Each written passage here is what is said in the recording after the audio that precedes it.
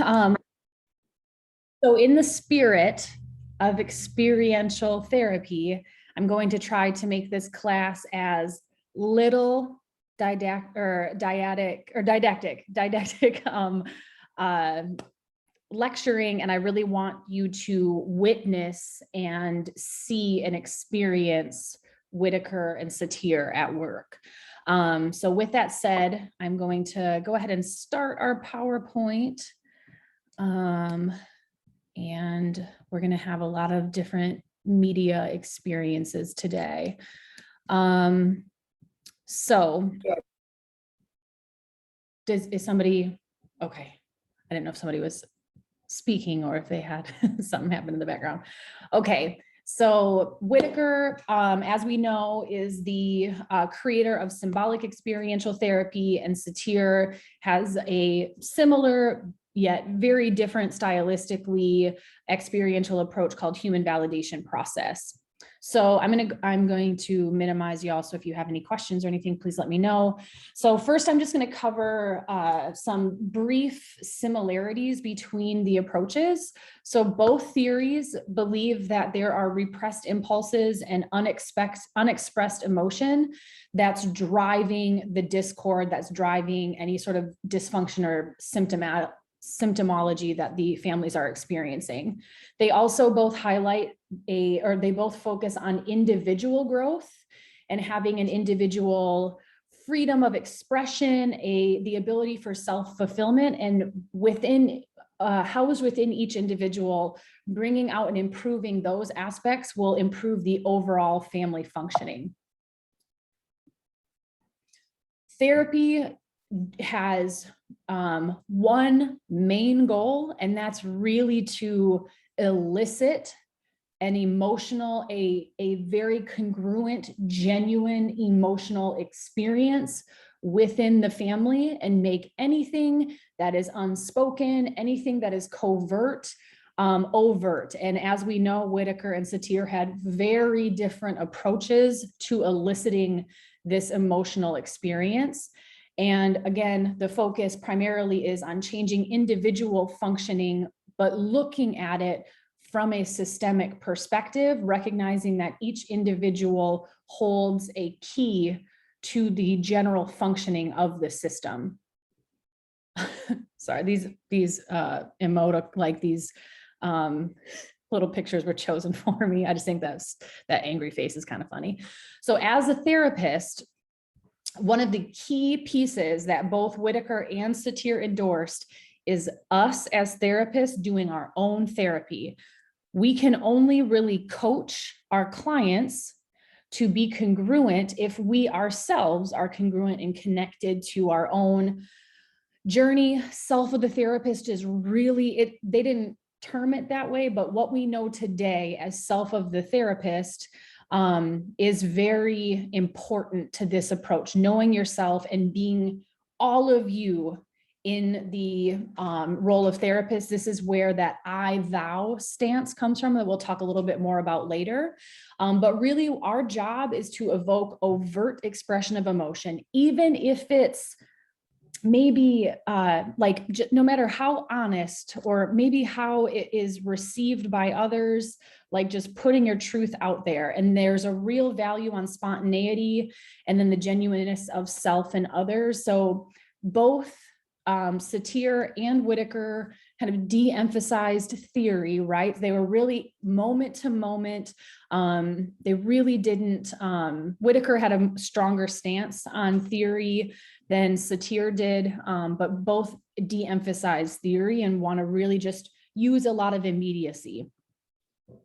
In terms of training, like I said, personal therapy is a prerequisite for being able to artfully, effectively execute experiential, and recognizing that this is this kind of not necessarily bi-directional, but there's this duality of growth that happens both in the therapist and in the system, because experiential also emphasized the addition of the therapist as part of the system, and then different techniques on how to be in, be out, stuff like that.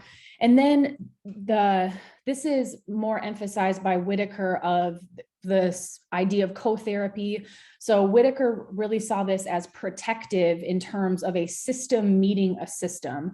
So if one person, for example, may be like activated or something like that, that the other person can step in. Or if one person is like getting depleted, another person can come in with some energy and be evocative or provocative.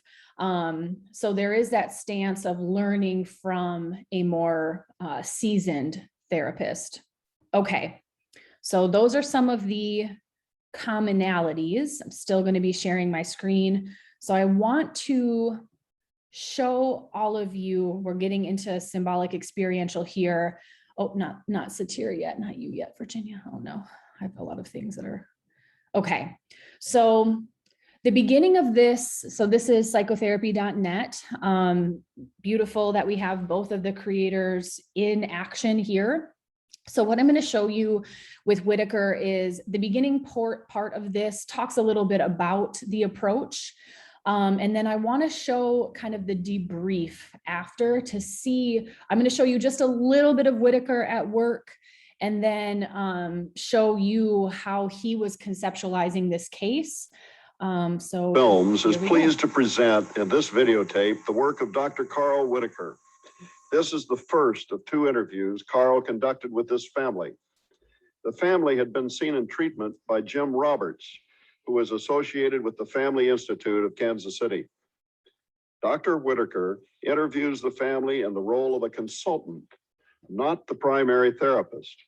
Although his usual style of co-therapy is not demonstrated here, it is his opinion that this interview captures the essence of what he and a co-therapist might do in an initial interview. This family is composed of the father, Wally, age 39, mother, Judy, age 42, oldest son, Aaron, age 15, the daughter, Darcy, age 12, and the youngest son, Matthew, age 11, who was the identified patient at the time of the initial referral. Mother had phoned and advised that Matthew had been diagnosed ADD, attention deficit disorder. She described behavior suggesting that Matthew was out of control, both in the home and at school. Let us turn for a moment to look briefly at the theoretical orientation Carl Whitaker brings to family treatment. Number 1, process, not progress, is the focus of therapy. In Carl Whitaker's work, process, not progress, is the focus of therapy. Progress is seen as an evolving byproduct of how family members and therapists experience feelings, fantasies, and behavioral sequences. Setting your heart on a specific outcome, it is believed, could limit a therapist's creativity. Number 2, the family is the context of our primary experience. The family is seen as the womb, the cradle, and the residence of our primary experience. Primary experience consists of our internal images, feelings, sounds, and intuitive behavioral responses in interaction with others. The family plays a primary role in the etiology of symptoms as well as in their healing. The more members involved in therapy, the more therapeutic leverage is possible. Hence, the use of intergenerational members to catalyze change on the one hand and to establish continuity on the other. Psychotherapy of the absurd is used to elicit temporary states of confusion and chaos. Symptoms, it is believed, could disappear during family reorganization. Number 3, emphasis on the therapeutic system. The therapeutic system is the system that emerges in the encounter between family and therapist. For Carl Whitaker, this is the unit of analysis, not the family alone. Co-therapy is recommended as the best way to encounter the family system. This leads to a system meeting a system rather than an individual. Co-therapy supports therapeutic alliance with the family while avoiding adoption into the family. It also supports courage and freedom of interaction for the therapist as well as the family members. Number 4, characteristics of the therapeutic system. Carl has highlighted 3 main key struggles for definition inside the therapeutic system. Number 1, battle for structure. Decision-making inside the therapeutic system. The therapist must come out ahead. Number 2, battle for initiative. Who's pushing for change more, the family or the therapist? Families are empowered when they take the lead in this area. Number 3, the battle for bilaterality. Is the contract such that either side can enter and leave the therapeutic system? It should be. Each session is viewed as the first and last. Also, the system is designed for the growth of both sides. Number 5, the process of psychotherapy. First, setting the tone. Systems thinking is developed from the start by using language of inference. For example, Carl may assume a connection by commenting, "How did you help your son to rebel against you?" The therapists also turn their back to the symptom and add stress and anxiety to the system to affect change. Number 2, empowering the family. The therapists force the family to assume initiative by forming a therapeutic alliance with them, not by adopting them. Number 3, breaking the established patterns of the system. While avoiding enmeshment, the therapist incite the family towards change through confrontation, relabeling symptoms, exaggeration, antidote, absurdity, and the language of options. Number 4, offering of an ending. Every session is viewed as both the first and last session in order to keep the burden of change on the family. In this first interview, we see an active, assertive Carl Whitaker, freely directing the structure. He initiates the therapeutic alliance, joining with the family, while at the same time demonstrating that he is in charge of the therapeutic system. He makes it clear to the family that he wants them to have the anxiety about their change. He does much of this via the language of inference and the utilization of provocative statements. What you will see in the material that follows are excerpts from the interview and a post-interview discussion with Jim Roberts, the primary family therapist. So, check me out. So I'm going to skip ahead here a little bit because you just get like a summary from the clinician that it's known really new information from what we already know.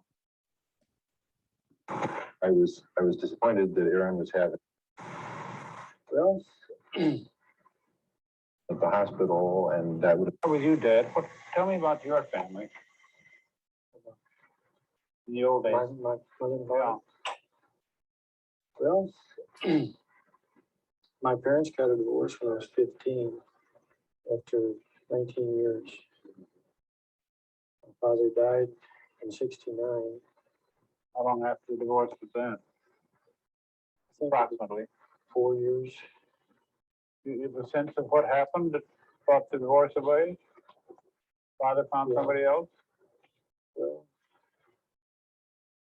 apparently, I found out since then that there were several somebody else's. But the biggest problem was Dad had a tendency to gamble, and he had a tendency to not pay his bills, so there were financial problems. I think that was the biggest thing that caused the divorce. Mother just decided she couldn't stand it anymore? Yeah, I think so. You have a sense of why Father, At the time, I felt it was all Mom's fault. because she'd been pushing him around too much? Yeah, I had some, I guess, some negative thoughts about Mom at the time. Dad would let me do just about anything I wanted to, and for me, that was great. So in the funny way, Mother was both mother and father in your family, huh? Yeah. She was control and comfort both, huh? Was he just mad because she hadn't given him enough babying? Was he mad? Yeah, is that why he divorced? He needed more mothering than she was willing to, put up with? I don't know. I think Dad really didn't get enough mothering. From his mother or from your mother? Well, mostly from my mother. And that's maybe support. But then I think looking back now, it was hard for her to support him when he Of was course. the way he The was. way he was doing it. When you said your father died, or when you were 19 or about then, well, how about your mother? She's still living. She's still living. She lives in southern Michigan near my brother. And I see her about once or twice a year. She didn't remarry, No, she never remarried. so she's living all alone, huh? Mm-hmm. Does he take care of her somewhat? Did my brother? Yeah, he goes over and helps out around the house and stuff. And do your kids have contact with her? She was here over Thanksgiving and we all had a wonderful visit. And we're going up there in July to see everybody, so. That's nice. What's all this psychotherapy meant to you? You had some previous psychotherapy before you got into it this time? Yeah. When Matthew was diagnosed ADD, we began taking some counseling, and first I didn't think I needed any counseling. You know, hey, I'm okay. But the more I got into it, the more I realized that I had quite a few problems that I had to deal with, and I think it's really helped me. I think it's helped our marriage and our entire family. Can you say something about how that worked for you, what you felt you got help with? I had a real hard time communicating. Said pretty much to yourself? Yeah, when things went wrong between my So if you're interested in seeing more of this, I just wanted you to hear some of the ways in which Whitaker asks questions, where you can see that they're a little bit evocative. But he basically goes on to interview each individual member of the family and asking them about, like, what do they think is going on in the family? What's their role? He asks Aaron, no, that's the oldest, the youngest, Matthew, how he was elected to be, the symptomatic child, like what was he protecting, uncovers a little bit of marital discord here, talks about kind of the parentified position that the middle child, the daughter, is in. But he spends significant time with each individual and has basically a dialogue with each of them individually. One of the things I will say, Whitaker does use a term that we'll see, it's ableist, it is inappropriate for the time. But one thing just contextually for you to know, Dad here was, he was born with like a pinched nerve or something in his spine where one side of his body developed more slowly. And I think he has maybe like walks with a limp or something like that. So there's some sort of physical disability that's not very present. Like it's not doesn't affect his functioning, but Whitaker kind of takes it there a little bit. So just letting you know. So just a little bit about how Whitaker does that. And then I want you to hear some of the ways in which he conceptualizes this family.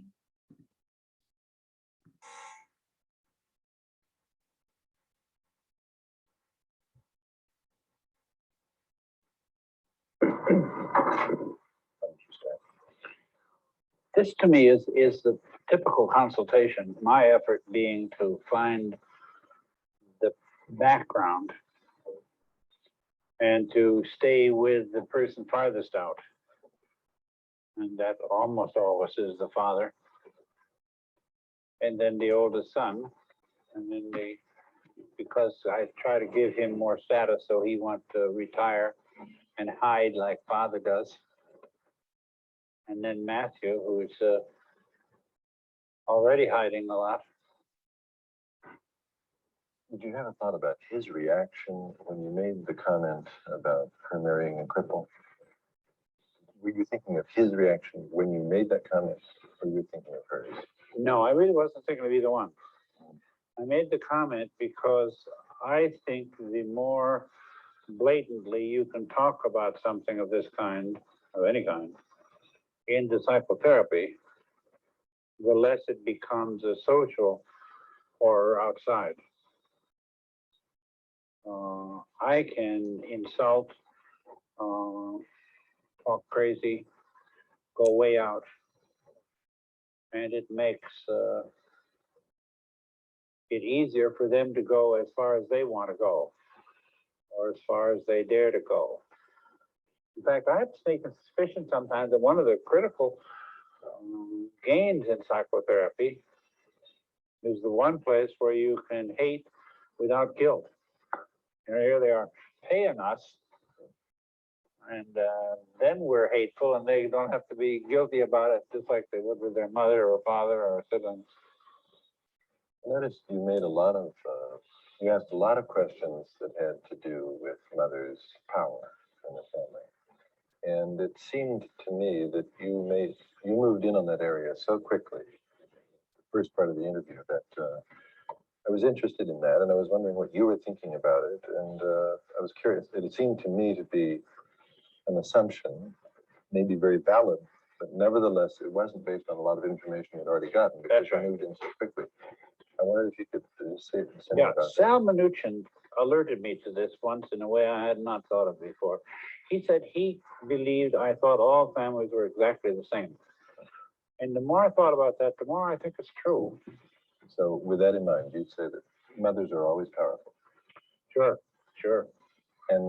But how do you see that fitting into the disorder in the family, or the problems in this particular family? Well, I think the more you can exteriorize the way the family is, the more normal you can make the pathology, the more they can begin to do something about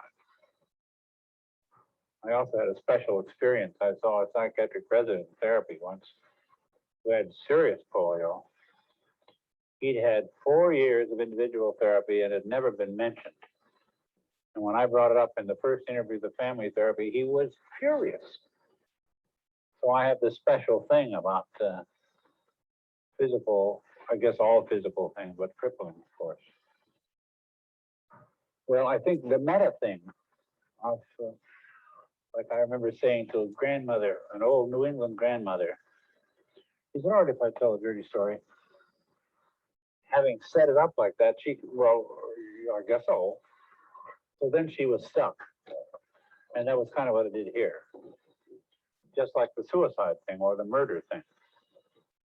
That I can, if I take my life as a model, then they can dunk it, but they can't get rid of it because they don't have my life. That's an extra story that they can discover their relationship to over time. Well, having said what you have about the sameness of families, what do you see in this family that strikes you as idiosyncratic or unique to this family? Sure. I think the pathology in his body makes it almost impossible for her to demand that he be an adult. His automatic mechanism for playing dead, playing psychologically dead, here he's playing physically dead, and he even has proof of it by falling flat on his face in the middle of the street. You know, that's a pretty horrifying thing. And she's stuck with, I think, the interpersonal responsiveness. I think anything that happens to somebody we love, we're to blame for. You know, if a father leaves mother, every one of the kids is 100% to blame. He should have done this, he shouldn't have done that, he should have said this, he shouldn't have said that. And it's, 500% guilt. So I'm sure that when he falls on his face, she has post hoc. Well, if I hadn't done so and so.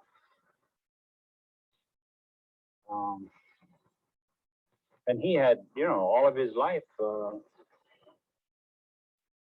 worked on methods of taking advantage of it. Just like I make capital out of my being a poor old farmer boy. You City Slicker's out to get me. He makes it out of, I'm a cripple. So how do you see that relating to what's going on with Aaron and Matthew? I assume that they're responding in the frame of mother's underneath affect. That they're acting out things that mother is feeling. Towards father, towards her mother, towards the world. I think kids are inevitably psychotherapists to their parents. And they struggle to make it work.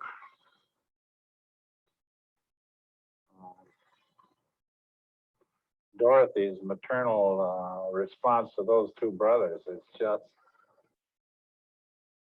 all but super. And his macho, Aaron's macho stuff. And the youngest son, Matthew's con artist stuff. And you can see the roles developing so well. So what, do you have any thoughts about the direction that this might go? And if you were going to work with this family, what? Yeah, would you yeah. do?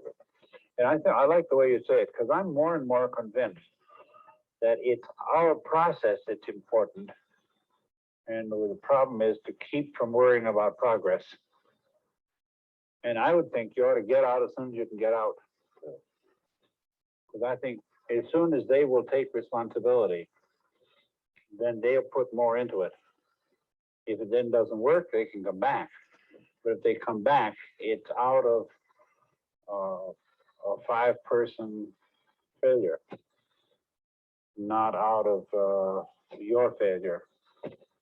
I have this fantasy that the most valuable psychotherapy is that every interview is the first and the last. That is, you don't know what's happened when they come, and you want them to be responsible for what happens afterwards. I even have a sneaky feeling that it would be best if no one ever set up another appointment, that each time they'd have to call in for a new one. So they'd be taking new responsibility for every interview. But that's my fantasy. Great family, I think.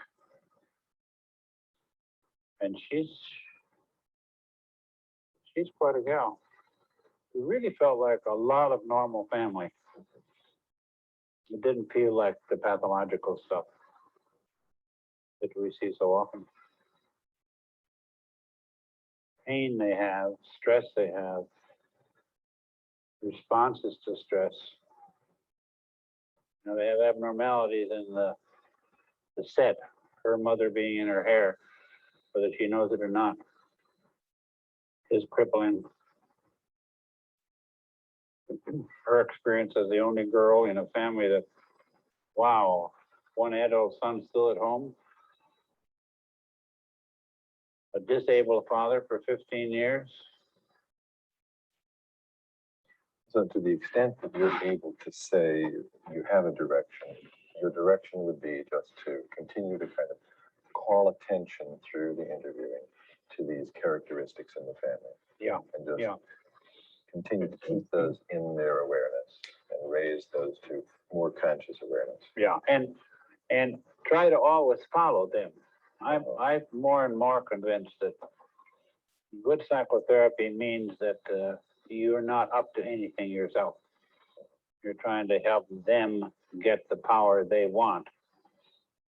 And you have to take it in the beginning because they think they're weak and they need somebody strong. and then make them take it back. Because otherwise, they'd just be like adopted children, they'd stay on forever, but it's nice to come and be supported. How different would this interview have been if her mother had been here? Well, it would have been more fun. It would have been more sparks. And, we say it this way, not assuming that her father would be here at all, which is exactly what she said. She said, well, he's still there. He's never really been there, like most fathers. We're a hopeless group. Okay, so I know you didn't get a ton of the context in that, but the mother and the father that he was just alluding to was mothers, like the present mother, her respective parents, and her mother, the like wife's mom was pretty could be pretty critical or pretty demanding of her daughter. Whitaker asked like the oldest son, like, who has the most power in your family or something, and he said mom. And then Whitaker asked, can anyone defeat your mom? Can your dad defeat your mom? No. If you and your dad teamed up, could you defeat your mom? No. Who could defeat your mom? My grandma, so her mom. So that was just a little bit of some of the dynamics that were going on with that. Okay. Any thoughts, questions?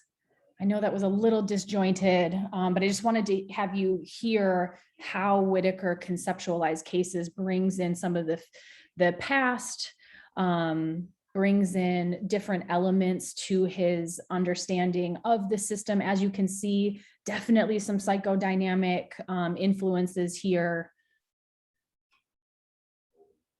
I have a question.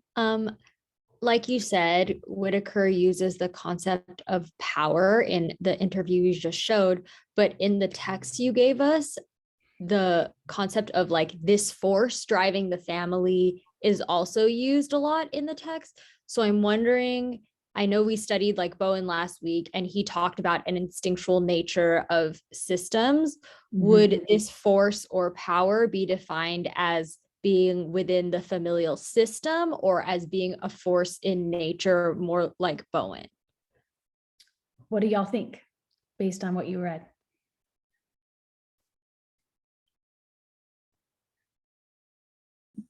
I'll need to hear the question again, please. Okay, so in the interview we just watched, Whitaker talks a lot about this power that is held within a familial system. And last week we talked about how within Bowen's theory, he believed that there was an instinctual force that drove systems and family to interact the way they do. So in the text we read for Whitaker too, in the case study with that family, he constantly uses the concept of force. And I'm wondering whether when he talks about power or the force, that he's referring to more so a familial force that exists within the system, or more like Bowen, where it's written in nature and not just with human systems, but other systems as well. Good question. Any I thoughts? think both, personally. I think it is all because if we were to conceptualize from the time that this video was filmed, I would assume this was filmed around that 70s show, kind of, because I did the math of when he was born and how old he looks, and he probably was like around 56 there, so it would have been 1968 or 1970. So no, it wasn't. The dad's father passed away in 1969, and that was several years. no, Whitaker. How old was Whitaker in that video? Oh, you're guessing that he's 69 or 70 I thought you said the year was 69 or 70. Anyway, keep going. Anyway, yeah, so I wanted to see where the schemas were, what we as a society were thinking and conceptualizing a family to be. So what he calls failure, some people might not. Some people may, like Bowen, may think that this is nature's way of getting you to where you probably need to be. However, from what I'm understanding of the readings and the video that was just shown, is that with this force, as you know, it was mentioned, this is kind of what therapy is trying to showcase, that there is this force, that, you know, this is where the family is kind of moving forward to. And in the Bowen theory, it was more of a natural instinctual way. In this theory, it is more of, this is what I'm trying to bring up front to show you what it could be. And then it's on you to adjust, normalize, or shift from it. That's how I understood it. So to answer your question, Justine, I think it's more so intrafamilial, meaning like within the system of the family. So again, this is a little bit of an offshoot from psychodynamics. So with Whitaker, his belief is that it's these repressed impulses, these repressed or unexpressed emotions that may be informed by the larger societal system, but in terms of force, it would be that more unstated, repressed, unexpressed emotional force that inevitably affects each of the family members. So it's a different conceptualization from Bowen.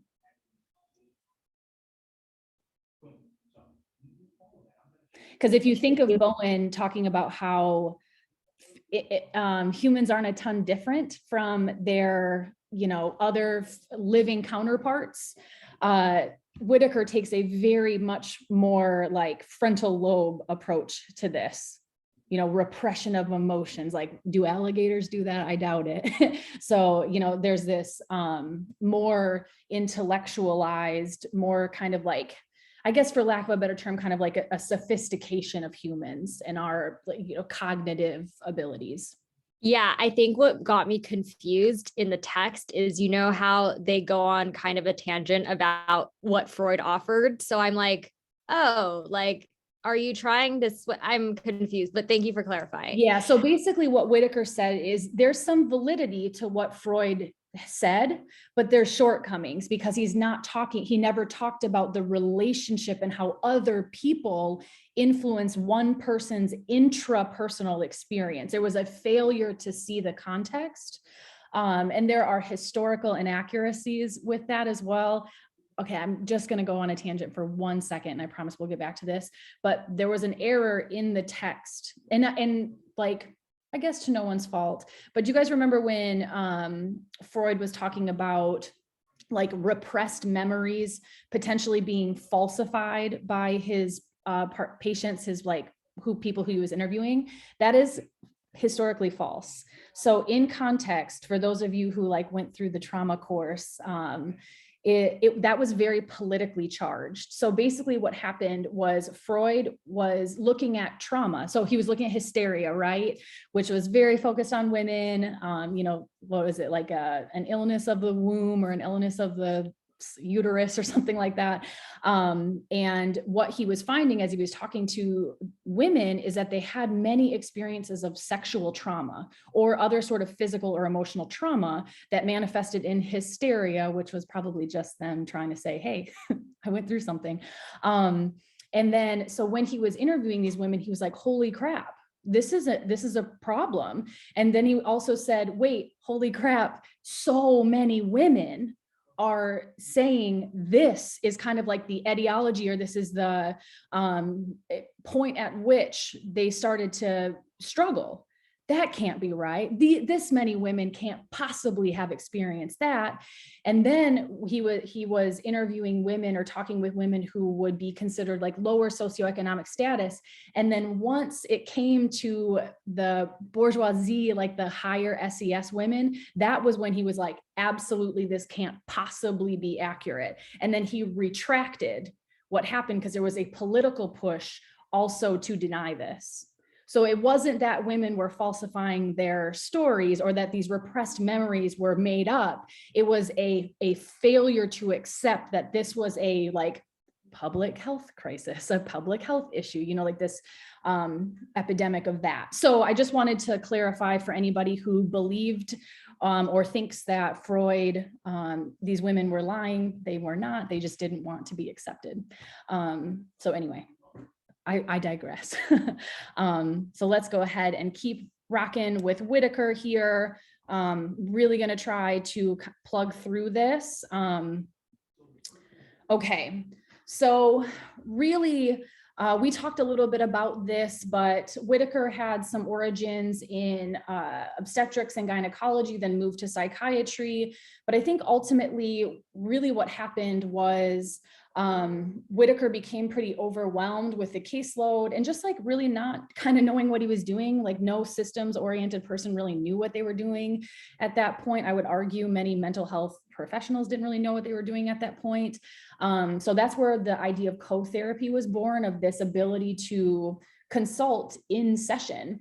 And then Whitaker was doing some interesting things like bottle feeding and rocking adult clients. He was wrestling with clients. He was awakening after falling asleep in session and then sharing his dreams.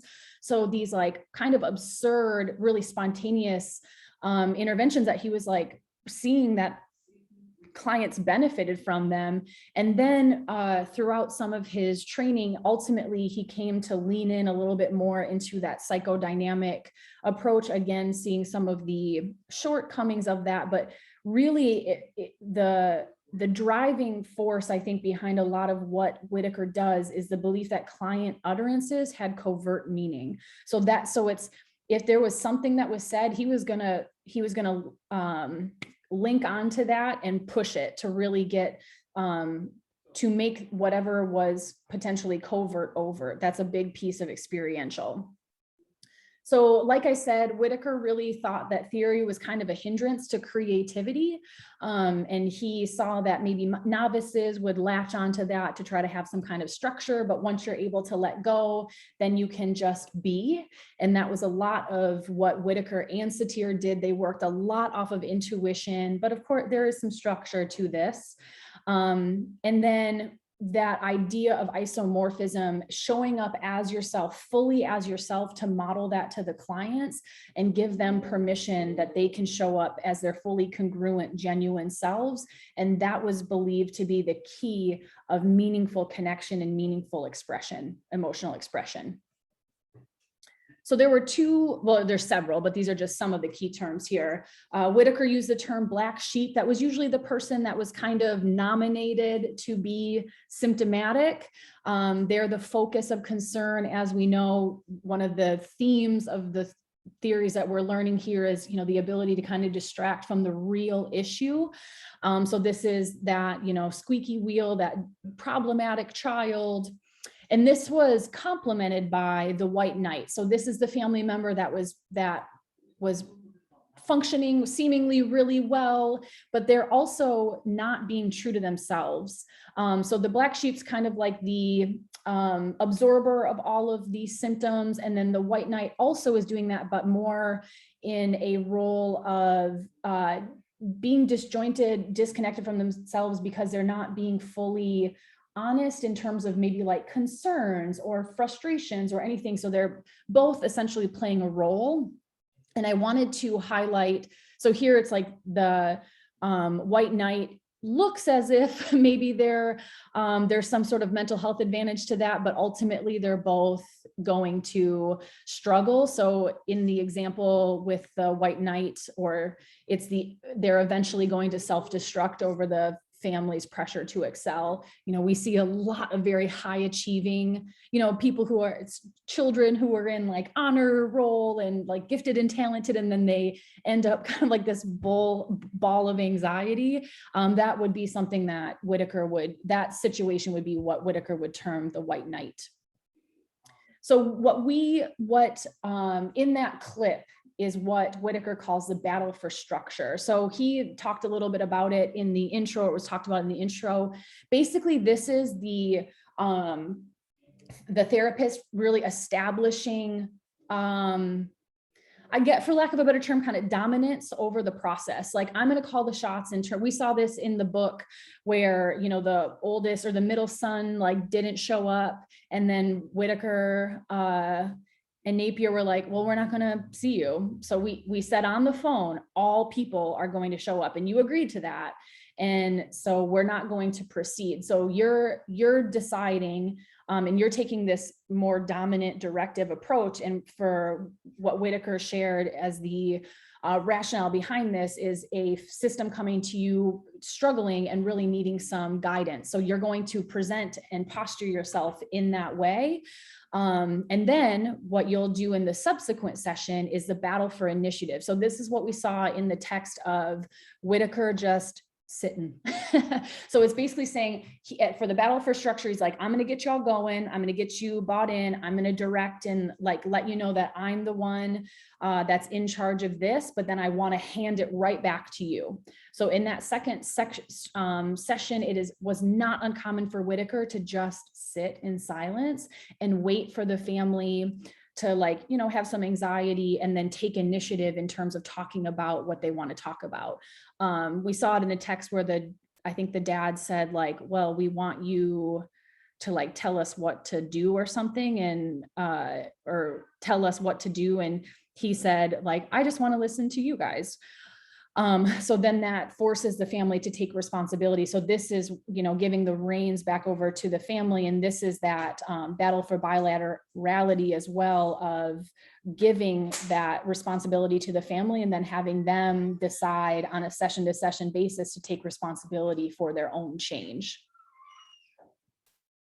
So then he also used the language of options. So this is where he basically gave some like crazy alternative or some outlandish, absurd alternative to what might be happening. So just giving multiple realities. Again, it's kind of to shake the system and get them in a creative space to help with any sense of stuckness. And then I'm not going to go over all this, but I just pulled from some like philosophical stuff too. So really strong in both Whitaker and Satir is this I, thou stance. So this is really meeting the system, presenting yourself to the system in your wholeness, and just coming together and really accepting each other's uniqueness, but having a separateness. So this is really where that self of the therapist comes in, of I'm going to show you my whole self. So part of the I thou stance is some of that self-disclosure that you read about and see Whitaker and Satir doing. That's just them meeting the family in their humanness. And that's really important because them modeling this humanness, the hope is that it allows for each member of the family to accept their own humanness, you know, and all of their goals, ambitions, beliefs, and then also models acceptance of that in other people. So I'm going to accept this of myself, and then I also want to extend that to my family, which they believed meeting people in your truth is a way to cultivate meaningful connection and essentially decrease any sort of symptomology. So techniques in terms of Whitaker, so he was known for these more like evocative, provocative type of techniques. So an example here is he would do something like maybe sharing his erotic fantasies with the family to show them that sex is more open and fun if it involves all generations. I'm sure that's probably creating some cringing in some of you, but really his purpose in doing this was to model spontaneity and really get the emotional expression from the family. So he was basically saying like, I'm going to give these outlandish kind of absurd ideas, reframes, possibilities to expand the family's perception of possibilities of what could be for them. So this was really a tactic to get families unstuck through bringing out these true emotional expression and then giving them some creative liberties in like thinking and problem solving for themselves. So some other things in terms of techniques, he would redefine symptoms as attempts at growth.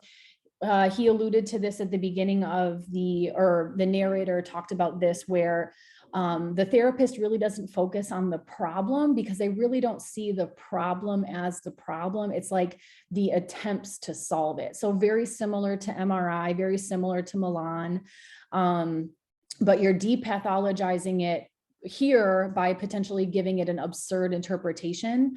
So with Whitaker, he could say to the wife who reports that her husband has threatened her, like, how can you say he doesn't love you? Why else would he want to kill you? Sorry, I missed that other parenthesis.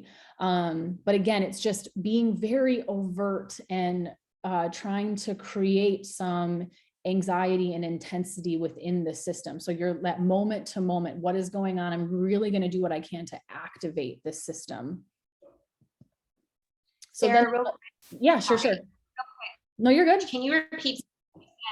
Symptoms are attempts at what? Yeah, so the problem isn't the problem. The problem is the attempts to solve the problem.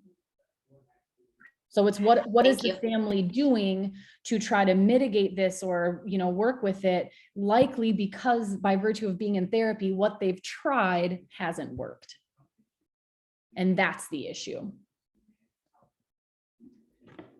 So then another technique is modeling fantasy alternatives as actual stressors. So just giving you vocabulary around what Whitaker is doing. So having them consider imaginary alternatives to things like actual violence or inappropriate sexual behavior. So again, these very provocative type questions. Suppose you get suicidal, you decided you were going to kill me, how would you do it? So it's just allowing the family to lean into some of these fantasies. Again, you can really see the influence here of psychodynamic. And it's, again, it's to unlock the stuff that's in there that people are afraid to share. He also did a technique called separating interpersonal from intrapersonal fantasy. So this is kind of like, if a person has like something, so he had a lot of focus on death and sex. So contaminating somebody's fantasy by exploring like, okay, if you have this fantasy, let's play it out. What would happen? So if you are going to follow through with suicide, how do you think your family would mourn? How do you think they'd be affected? So again, the thought is, this is already there. This is something that the person is struggling with. Let's put it out there and see how the system responds to it. He also had this technique of retreat where he would offer an interpretation, and then he would just be like, well, and maybe I could be wrong. So it would just, again, it's just kind of like this spark plug that he would put in the system. And again, it was an attempt to seed the unconscious, allow the family to keep the idea, drop it, or use it later. So he would give an interpretation and then give the onus of ownership to the system. So the power of this was his willingness to just step away. I could be wrong, but it was just kind of planting, not even necessarily planting seeds. It was just kind of like throwing a firecracker in the system and then seeing how the system responded to it. So again, some things that may feel not even necessarily paradoxical, but just very evocative, adding pragmatic but seemingly inappropriate bits of intervention. So it's just a way to shake up the system. So once therapy is underway, again, this is with that therapeutic alliance at the forefront.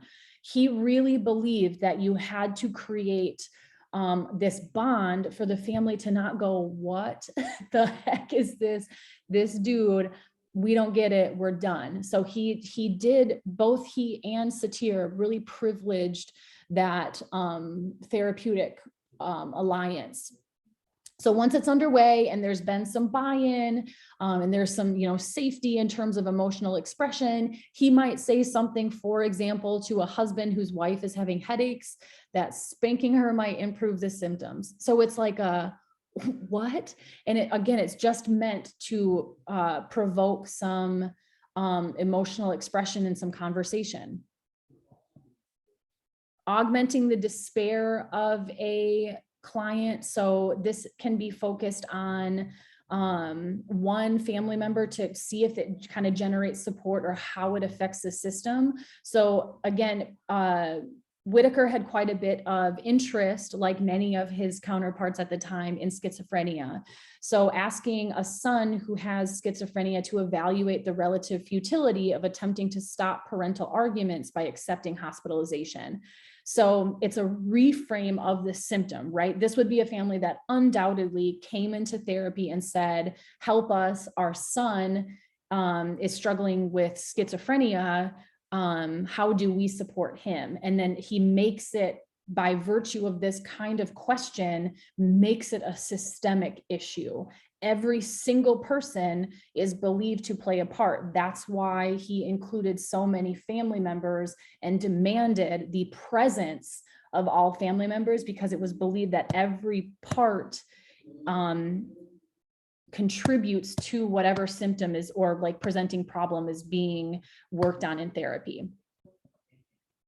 He also used affective confrontation. So this was essentially like positioning yourself in terms of what would be considered kind of coalitions within the structural approach. So siding with one or more members against others. So this, you could also liken this example here to subsystem blocking with structural. So angrily telling parents who repeatedly attempted to intervene in a fight between the therapist and the child to stop interrupting the process. So really seeing how the system responds to distress, right? So these are parents coming in to quote, like, save or intervene, and just say, nope, you stay over there. This is between me and this person. So just, again, it's highlighting in vivo, experientially, the dynamics that exist in the system. So treating a child, or treating children like children and not peers.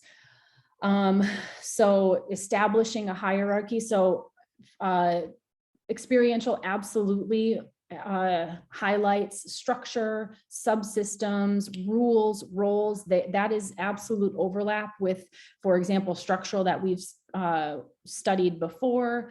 So establishing that hierarchy as well, and allowing for children to kind of be children. One of the ways that Whitaker established rapport within the family too was to play with children, kind of allow children to be developmentally where they are. He also utilized them as co-therapists. We saw that in the text of this, the 6-year-old, of her, when she spoke, it was powerful.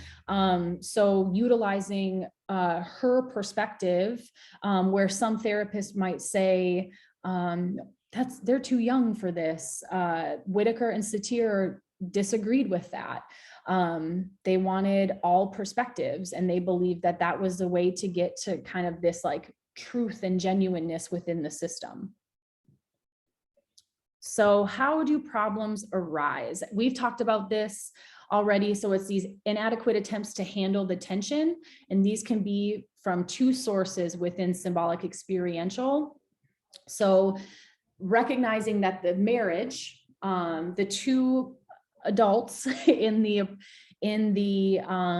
system are also children of their own systems, right? So it could be that they're unable to integrate with their backgrounds into this unified family experience, and they're this kind of scapegoats from their own family of origin. So it's kind of ingrained within the marriage itself.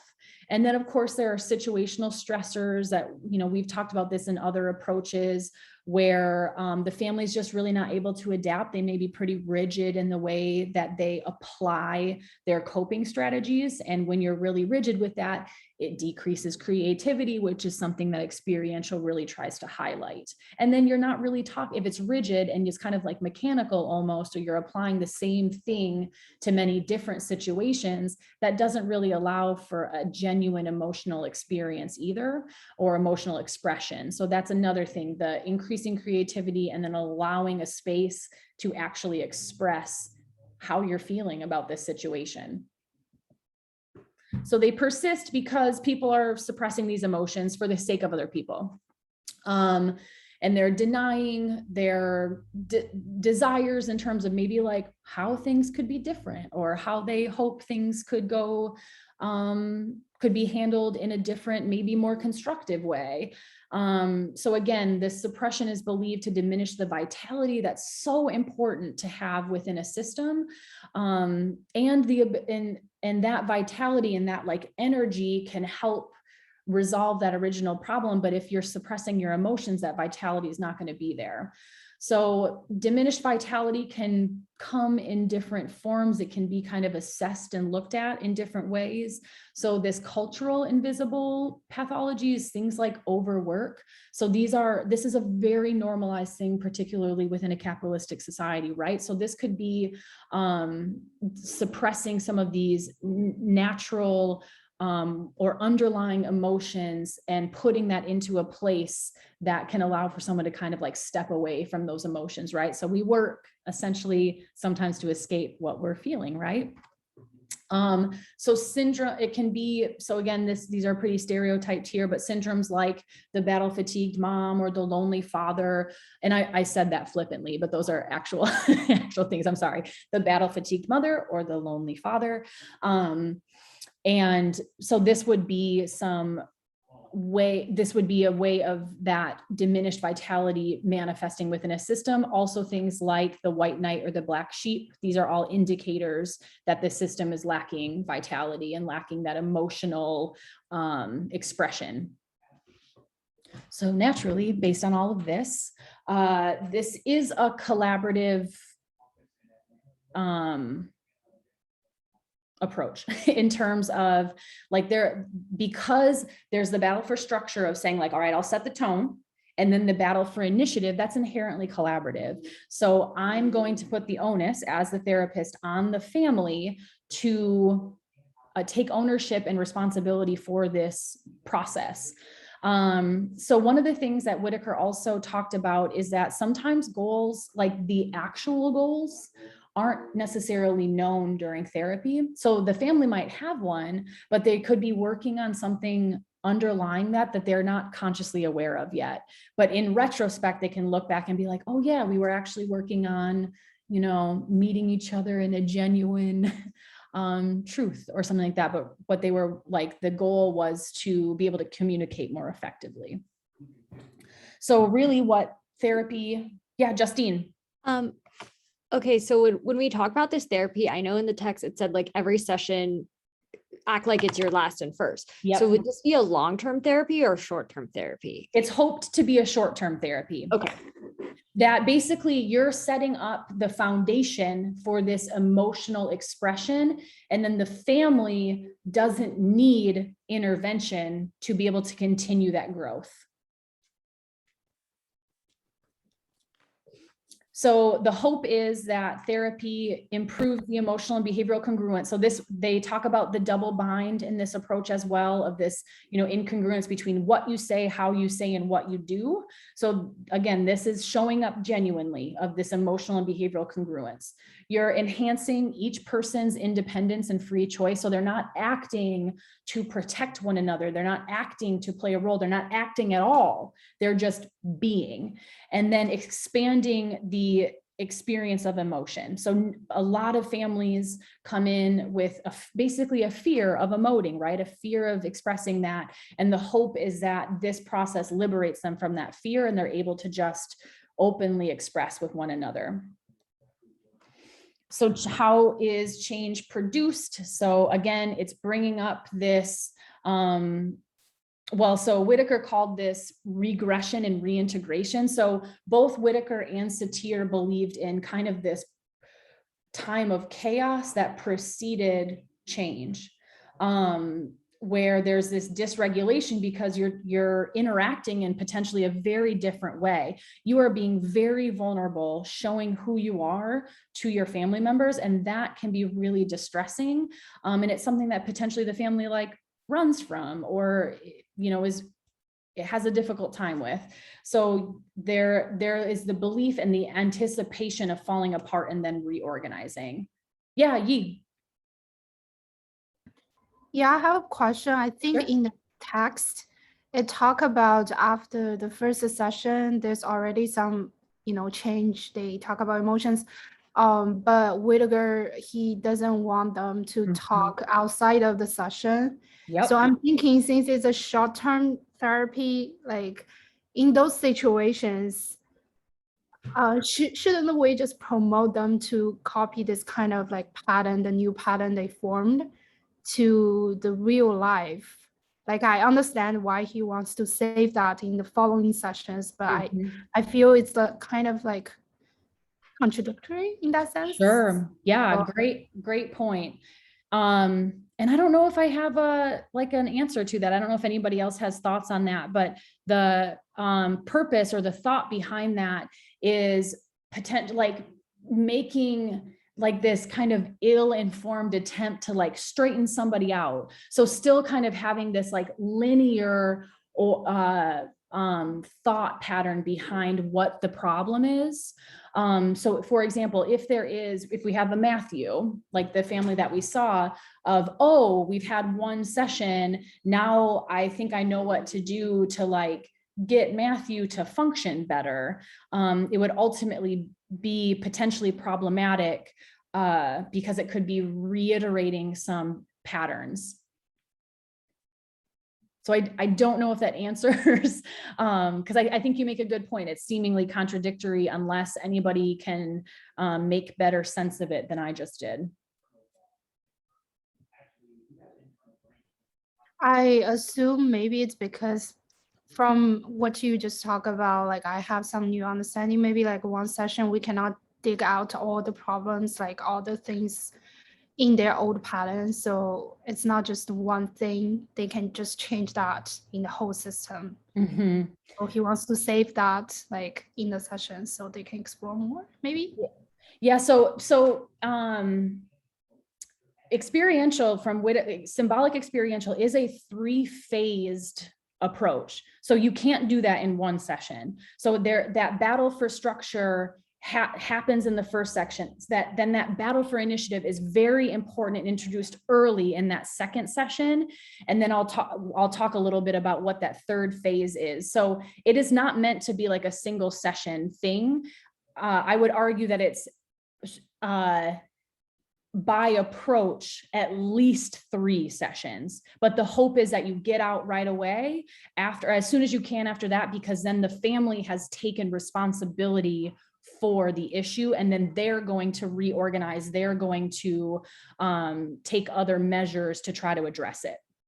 So that it's essentially, it's breaking that pattern as well, breaking away from old ways of relating and expressing to one another.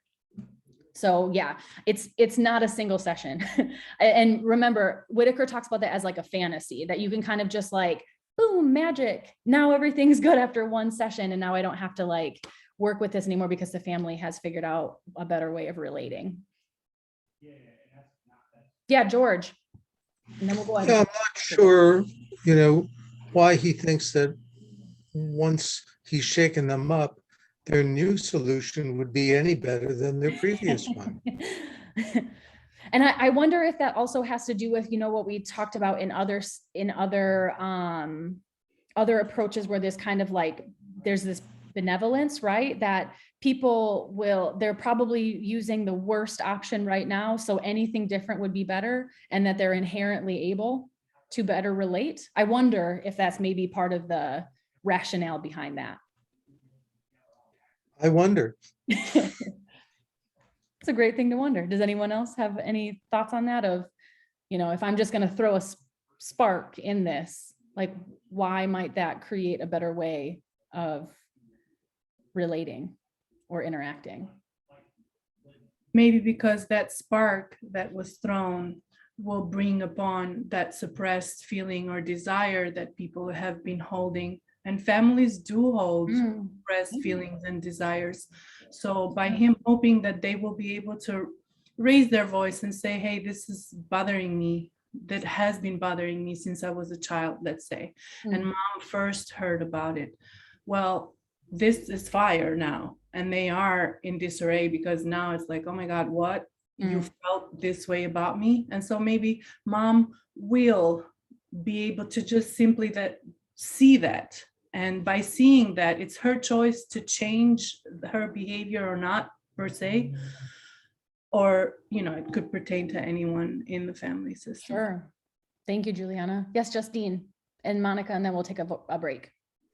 Yeah, I mean, I think it goes back to the battle for initiation, because as we read in the text, it's like, okay, so in order for the families to arrange themselves systemically, they have to have the initiative to change. And in order for change to happen, I forget where it says this in the text, but there has to be a spark in order to ignite. And you can see that in the relationship between the dad and the daughter of like, okay, if Whitaker were to have given them permission to talk about this, then he would have the initiative within the relationship. So I guess the spark he throws is almost developing that initiative within the clients themselves that will sustain after therapy is over, because now they understand that they have the ability to have dialogue with one another rather than be taught by someone outside of the family. I love that. Yes, because if Whitaker would have said, now dad, can you speak to daughter? Then it could have been internalized that I need a push to do this, that I don't have the capacity to do this on my own.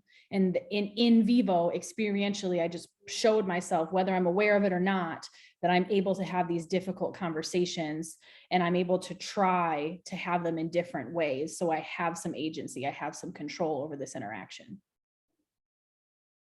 That was great, Justine. Moni. Justine put it super eloquently, like using your analogy, Justine, like really, it's like the family, you got the wood, right? But you got that spark. You're just igniting something that would occur organically that's probably being suppressed otherwise by other mechanisms. And if we're going from something that's based in like object relations, I think this is pretty cool because we put up a lot of defenses. Mm-hmm. But guess what? When negative emotion is evoked, when we're in pain, we don't feel good. We want to change. We want to fix something. We don't want to remain in it, right? Right. So the best way to get like an organic, like really truly representative response of how the system would interact is maybe kicking up something ugly or something nasty or something that no one wants to talk about or something that's actually, frankly, probably infuriating. Yeah. But And we the definitely ability, see that. yeah. And the ability to tolerate that, to say, oh, I just did something really scary and like we survived. We could do it again. So it's building that foundation of tolerance and willingness to do that as well. And like a safe environment. And I think that's what's really important. So it's like we're throwing the match in, we're having a fire, but we're not starting a forest fire, right? We're having a grill, we're having a barbecue, we're having it here at the home, we're containing everything. We're putting a container on it. We're just highlighting things that already exist. Sure. Yeah. Thank you, Moni. Jocelyn.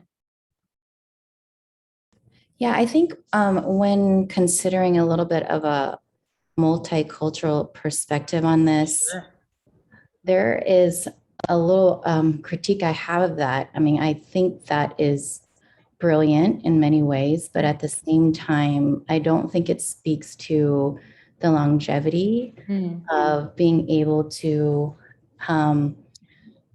this is about getting in and out. Well, if we're going to learn something new, if we're going to teach people how to take risks, we don't just model it 1 time, 2 times, 3 times, and somehow believe that that's going to really make an impact. I think that might work with some populations, right? But we want to, there's a privilege, I think, that he has in being able to take these risks. And I think you can take that for granted, that somebody else is going to be able to take it and run with it. So, I just think that you want to be a bit careful about, if you want to really do something like this, to think about like how that's going to be plausible for the people that are in the room, especially again, if you're working with minority populations. Just, yeah, you show me 1 time, but it doesn't mean that we're going to be able to do it. And maybe you could pull it off in the position that you're in, but maybe we can't. Yeah. So I just want to point that out. Absolutely. And I'm wondering if like a way to be aware of that is the like a maintenance within the stage of initiative. So it's yes, you can model that. And then it's what I'm hearing you say, Jocelyn, is maybe this like repetition and this feeling of success in that, while having somebody that is an expert, or, somebody in a professional position could continue to give you like feedback and encouragement, Yeah. where if it were very short term, that there may be some chaos or like this, okay, I guess we got it. And then they go, and then really nothing has really changed. So then there would be potentially some feeling of like doing it wrong or having failed or something like that. Right. I love his concept of vitality. I think it's amazing. But again, there are just some people who you can argue may not have the liberty of touching and getting in touch with that vitality. And so again, just kind of making it seem like, oh, we just gotta ignite that. And guess what? It's going to go off on its own, is a bit of a privileged kind of belief and a bit naive to me. So just being careful with that. Absolutely. Thank you so much for that. Okay, let's go ahead and take a break. We'll come back together at 3:30 and we'll keep moving, y'all. We'll get as much time as we can with that case study. So symbolic experiential does have it is 3 stages or 3 phases. So in that initial session there, it's called engagement. So you are pursuing that battle for structure, like we talked about, dictating the terms of therapy, like and being willing to reschedule if people don't show up. Or if somebody mentions that like somebody should be here, to be like, all right, well, let's begin again when they're here. So again, it's just taking control over that. Of course, highlighting the creating of the therapeutic relationship. I think that Whitaker was very aware of, you can't do all this kind of absurd stuff without having some trust and buy-in.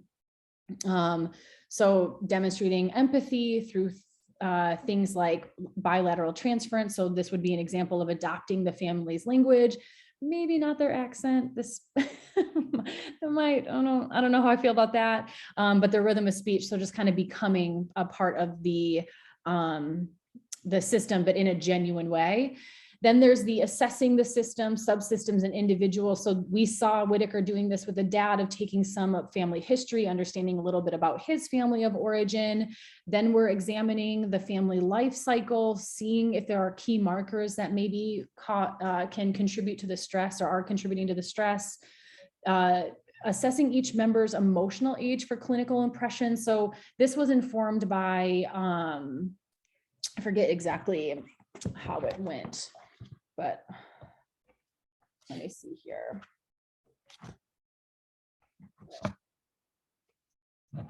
Sorry, y'all. I'm trying to see what they had mentioned in here. So here it's like pre-Oedipal innocence. So again, definitely seeing some psychodynamic stuff here. Conscientiousness, fact-oriented, somebody who may be 5 to 8, pre-sexual, 7 to 9, homosocial, 12 to 15, heterosocial, 5 to 18. So just looking at things like that, like where might this person be developmentally? So it could be informed by Freud, it could be informed by Erikson, but so just keeping some of those developmental approaches or theories in mind. And then you're closing the session by we talked about this. So to prevent bilateral pseudotherapy. So that's what Whitaker called of these misguided efforts to maybe straighten out a family member.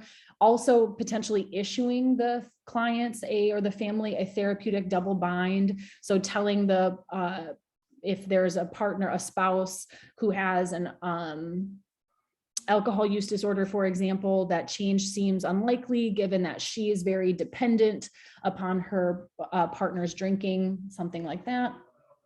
So again, spark plug. Then there's the stage of involvement. So this is the battle for initiative. So handing the onus back to the family. You're becoming a lot more non-directive in this. Increasing anxiety through things like metaphor, teasing, humor, free association, all of these techniques. Also doing this blocking that I think we read Whitaker doing this to mom. I think mom intervened when dad and daughter were discussing something and he said, all right, this is between them, you stay over there, figuratively and literally, getting it, turning up the heat, getting members to express emotion directly. But this can also be used through things like fictional characters or what did they say? Public figures here. So just like one of the examples was like John Wayne representing strength or something. So you could bring that in, but just wanting that emotional expression to be more direct, offering interpretations, and then noting any attempts to reject those interpretations. So they may, if a family, it could be an indicator that a family is trying to avoid some anxiety, where let's say you give like a systemic interpretation. Again, Whitaker was willing to retreat, but it may be an indicator that the family is trying to avoid something that's real by saying like, that can't be what's going on.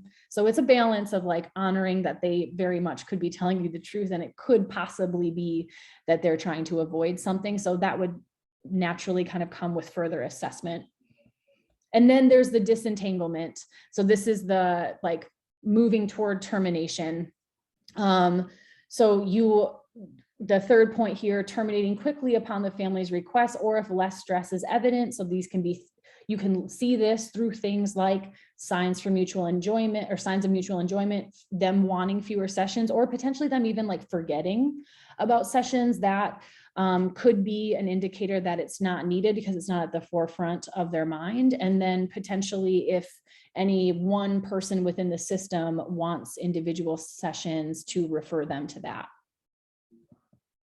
And then I just put a little bit more about termination because it's an important piece of this approach and all approaches, quite frankly.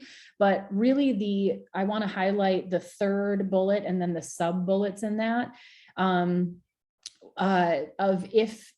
so likening termination to kind of an adolescent growing up and, leaving the nest. So sometimes it works out peacefully, like the family leaves and everything's cool. Sometimes if the family leaves peacefully, it's because the therapist has acknowledged growth in the clients and they've also recognized it as well. And there's a mutual agreement on termination. Sometimes they might leave in a rebellious way, like a rebellious teenager. That's also viewed as them being empowered to make their own choice. Like, could it also be viewed as, you're not good at your job, you're not helping us? Yes. So this is Whitaker's frame of that. Whitaker believed that the only bad termination is when a family decides they would rather go see another therapist, because then you haven't done your job and you haven't fostered growth, which may not be the case. Maybe they are growing and they're learning to assert themselves and not settle for a poor fit within a therapist. But I don't want to muddy the waters here. This is Whitaker's view on termination. Okay, there's that. So now let's hear from Virginia Satir. So this is a little bit of a longer video, but she does cover a lot of the things that I have in the PowerPoint. So this will allow us to move past or quickly go over some of that. I have a question. So if we do the therapy worksheet, do we incorporate both or do we do one? You can pick one. Okay. Yeah, good question.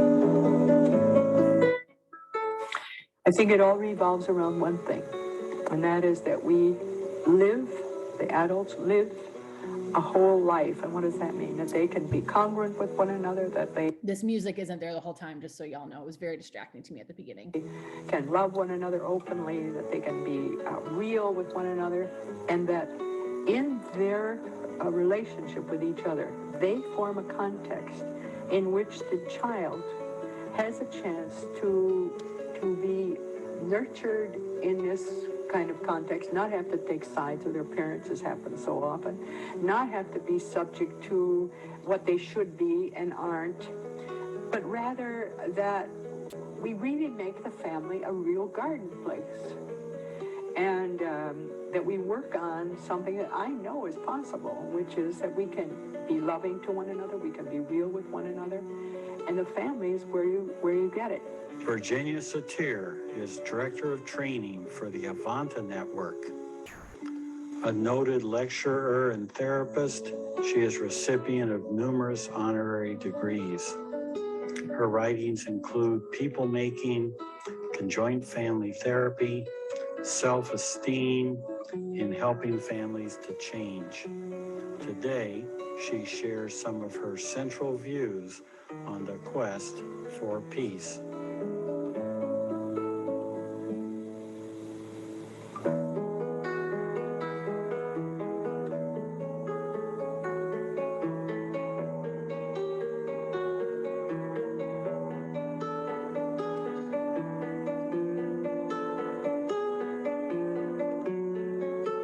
You've indicated that conflicts that we face are our avenues for hope. What are you trying to share? What I'm trying to share is the fact each of us is unique. So there is no way in the world that we can be with another one without coming into some kind of differentness.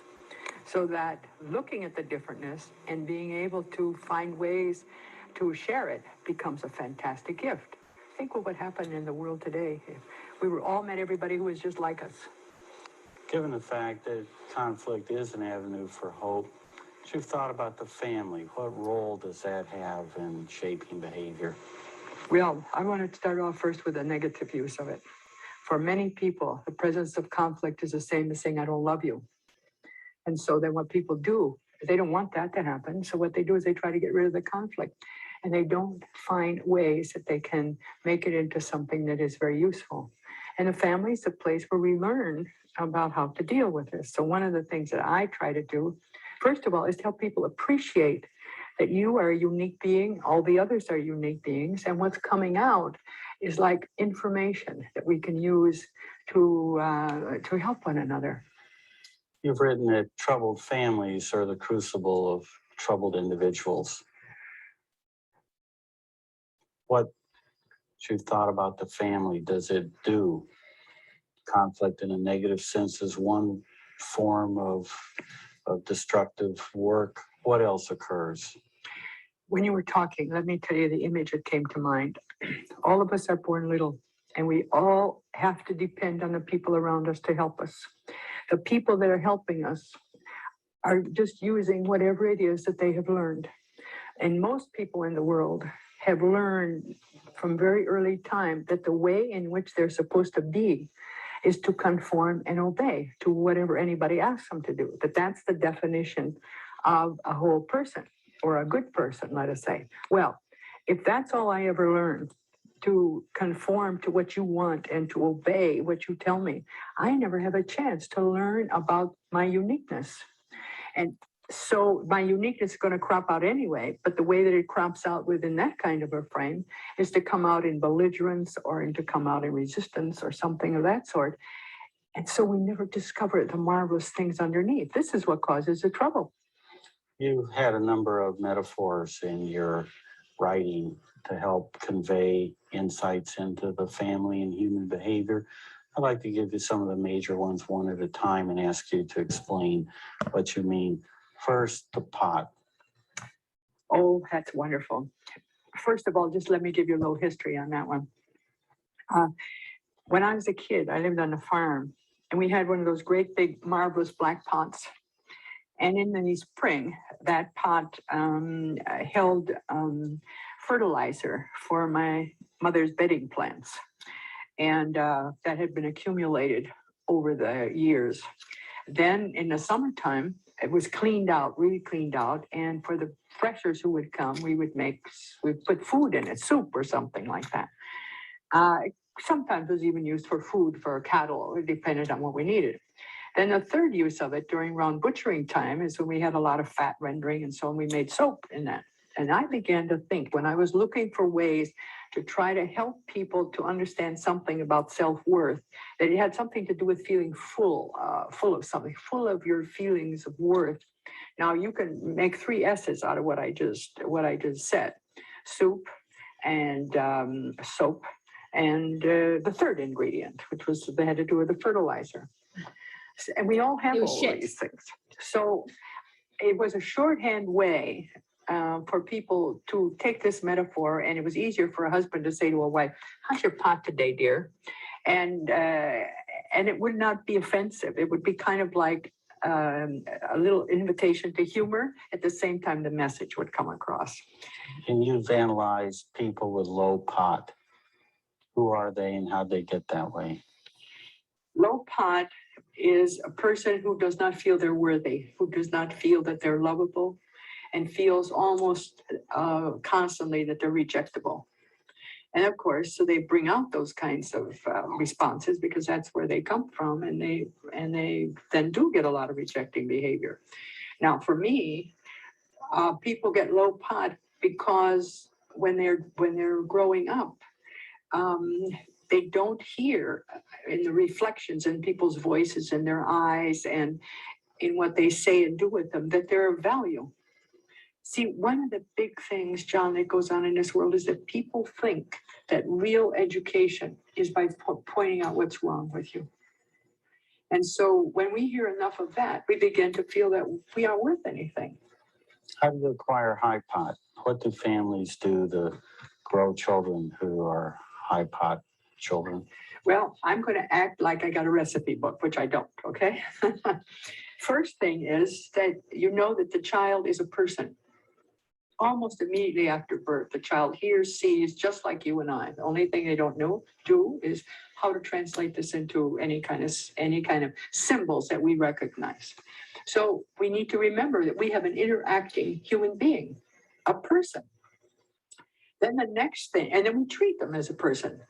Then the next thing we do is we sharpen our ability to listen, to hear what's going on, to see what's going on before we make judgments.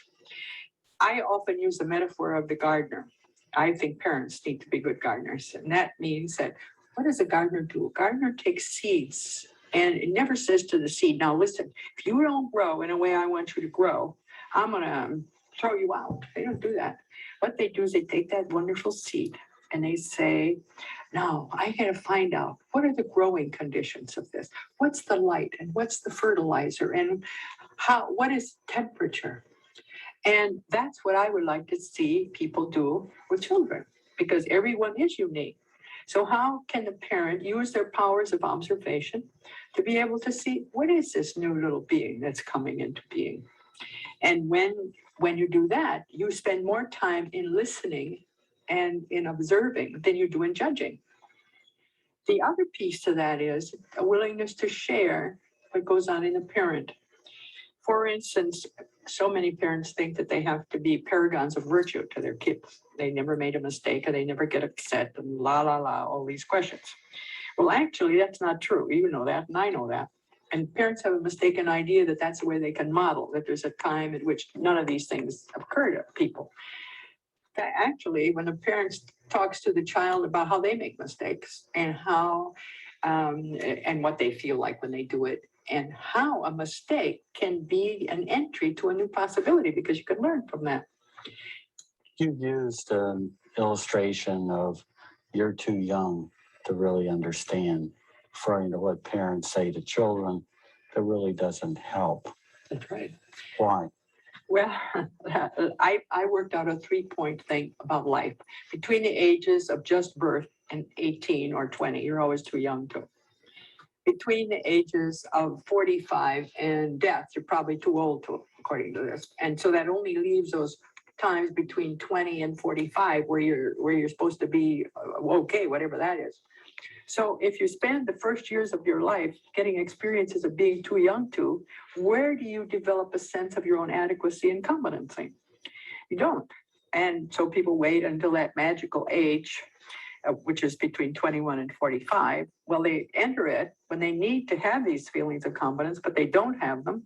So then they have to develop them. But then midway between, they look ahead and they say, well, you know, when I get to be 45 or 65, something like that, I'm going to be too old to. So what's the point? Another one of your metaphors is the metaphor of tapestry. Yes. I start from the principle, John, that every one of us is a unique being. We came here by the activity of 2 other people. Each of those people is a unique being.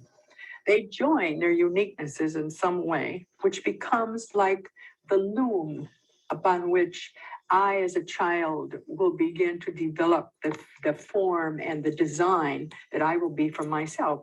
So if my parents or the people around me are conscious of the fact that they are unique beings with their own vibrations, their own tastes, and their own ways of doing things, and they can be a reservoir of help to me as I bring what I have and my design flows on the tapestry. And it's mine, it's no one else's. I like to return to each of those metaphors and ask you to indicate the role of a family to create experiences that will lead to a more peaceful world. Let's start with the metaphor of the pot. How can the family act to develop a pot that is a pot for peace? All right, let me dance between two things. First of all, let me say that the world is peopled by adults, and those are all children grown big. And where do we learn about how to deal with conflict? We learn it in the family. What do we see out there in the world? We see the same thing that we see in the backyard with two little boys saying, if you don't like what I'm doing, you go home, see, or I'll kill you, something like that. All right. Those are reflections of how conflict is handled in the family. That is the same as what we see out in the outer world. Okay. So in working with the family, by developing this idea about our uniqueness, about our worthiness, about our need to feel that we count, then what we are doing is making a new picture for what adults can be, because adults carry into adult life what they have learned as children. And if they don't learn anything else, they're going to carry that same thing on with the world outside of them. In parents' role as gardener, what do they need to do to contribute to children who will work for peace? Well, I think I can put it in a couple of ways. One is if they get delighted about what their new seeds are bringing them. One thing that comes to mind is the negative thing that happens because a child doesn't measure up to what the parents expect. Let me give you an illustration. A lot of times there are little girls who much prefer to ride horses and play competitive sports rather than play with dolls. There are little boys who are very much interested in doing painting and doing sensitive things than they are in doing the rough macho stuff. All right. Now, those are properties of an individual's uniqueness. But if they come in a family where people don't honor that, then they have to try to erase that. Another illustration is that in some families, a child is more like, let us say, an older grandparent or who was in disgrace, or one who was, let's say, a Nobel Prize winner or something like that. The children get surrounded in a context that does not permit them to show what they are capable of. One of the things that I try to help parents do is get excited about the possibilities for their child, just like you do with a seed in the garden that I talked about before, and looking with appreciation at all the new possibilities. That means you have to start out with an attitude that permits you to see what's there instead of you to try to put there what you hope will be there. And so that wonderful thing of also waiting to know that it takes a while for the seed to sprout, takes a while for the seed to unfold itself. And in the meantime, you go on trust, just like a gardener does. You plant the seed, you go on trust that it will grow. And the same thing is true with parents and family. To be able to be patient at the same time, to allow themselves to observe without judging. I have to say one more thing.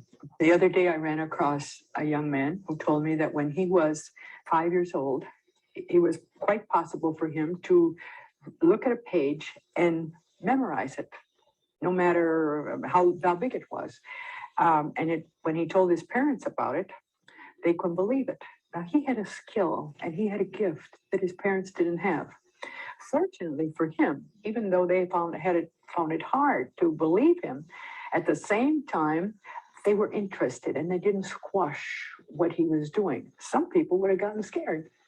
See, John, I think that we are just beginning to touch the possibilities of what a human being can be.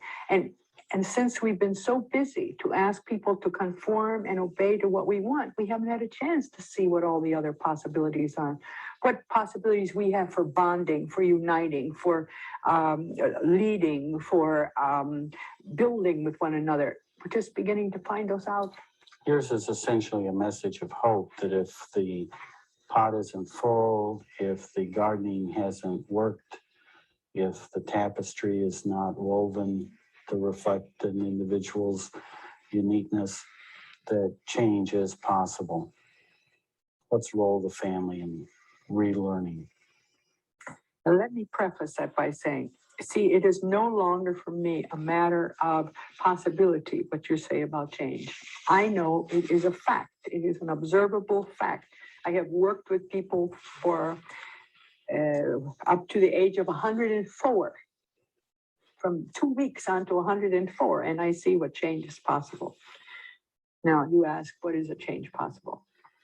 First of all, it's a change in an attitude in ourselves, that we can get a connection with the life force within the two of us. That thing that makes it possible for us to live, to feel our sense, to sense what's going on. That's one of the things that happen. When I get more connected and more aware of you as a live being and me as a live being, you as a miracle and me as a miracle, because isn't life a miracle in and of itself? Then what I begin to do is I shift from being a controlling person to somebody who is empowering. And so the whole notion of how I can empower you, and if you're my child, means I listen to you. I respond to you from my own real self. I am also able to let you know about certain realities that I see that maybe you don't, but it's within a sense of appreciation, of joy, and of life contact. You've really written that communication is the heart of beginning to bring about change. How should people learn to communicate? If you were to articulate the major goals you hope to contribute to peace, what would they be? Well, first I will give you the form, and then I will give you the essence. The form is that when I connect with you, any you in the face of this world, I am connecting with you with the attitude that at that moment in time, you are the full focus of my attention. And therefore, all my being is focused on you. That means I'm looking at you. I'm not thinking of somebody else. I am listening to your words. I'm not making them up. I am feeling free that I can share with you however this comes off. And in doing so, I am developing a context around us that makes it really possible for us to share whatever it is that's going on. I made a tape once between two people, and I had them accept from the beginning that they were supposed to behave as though they understood each other, whether they did or not. This became an experience in such irritation that before very long they were ready to kill each other. See, if we can't share what we're feeling, then we have to make it up. Encourage the people not avoid anger, that they deal with it as something that can be the beginning of real communication. Let me tell you about anger, for me anyway, because I remember I made everything up, I'm telling you. Anger is our emergency emotion. It's one of our greatest friends. It comes up when something's off, when we're overcome with some feeling of helplessness, or we're overcome with a feeling of outrage. It's a very important emotion that says to us something's out of order. All right, we need that, just like we need the red light in the car. It says, hey, watch, your gas is down or your brake fluid is down or something. That's a very important function. Now, when we can honor that and let ourselves know and articulate the fact, I'm angry at this moment. I don't say you made me angry. I simply state this. And then I can then take a look at what it is that's going on, and I might be able to share that with you. Some of the greatest bondings come about because people have shared on that level of things. There's nothing I can do about anything that happens, certainly around you or even around myself, unless I make it clear what's going on. You've written that what you've learned, you can learn again. What are the major implications of that for creating people who value a more peaceful world? In our world today, I think that the majority of the world is governed by something I'm called a hierarchical model, which is that some people know and some don't. Some people are big and some people are little. And so that kind of an experience with the world means that people cannot be equal to one another. And not being equal to one another, in a sense of their value with each other, then they go on perpetrating this kind of thing. And it shows up in the haves and the have-nots in the world. So when we can in the family to reinforce the idea that everybody in the family is equal as a valuable human being, different and same in many ways to each other, but never identical. So we separate the physical part from the essence part. The physical part being your different color, skin, your different height, your different weight, and so on. Those are all physical characteristics from the value feeling that you as a being and I as a being are equal in value. You've intertwined in your writings is a notion of divinity. How do you think about spirituality and divinity as they relate to creating a more peaceful world? That's a very interesting question. And I'm going to start out with something. When I see people in a coffin, they've got everything they had before. But one thing, life, they can't move. So, and life is something we cannot give ourselves. It's given to us. Where does it come from? For me, it's a part of the divine order of the world. And therefore, life is, by its very expression, a manifestation of spirituality. That's our base, our spiritual base. And I don't know how it happened, but somehow we got off that track. And I think it may have happened because the excesses of religion, which left those that did, left the spiritual base, which has to do with this, we're all the same in that value, and went into who is acceptable and who isn't acceptable. And now what I believe is that we're really coming to recognize that all of us, but all of us in the world, come from a life source that we do not create. You've reflected on what your fellow professionals should do differently to contribute to a peaceful world. With all we've talked about up to now is the beginning. What do you want them to think about and how do you want them to act? Well, first of all, what I like every professional to know is that they're doing a sacred job. They're doing a sacred job because they are connecting with the life of another person. And that requires the utmost in responsibility and caring. Then I would like them to know that every human being that they touch is going to touch other people.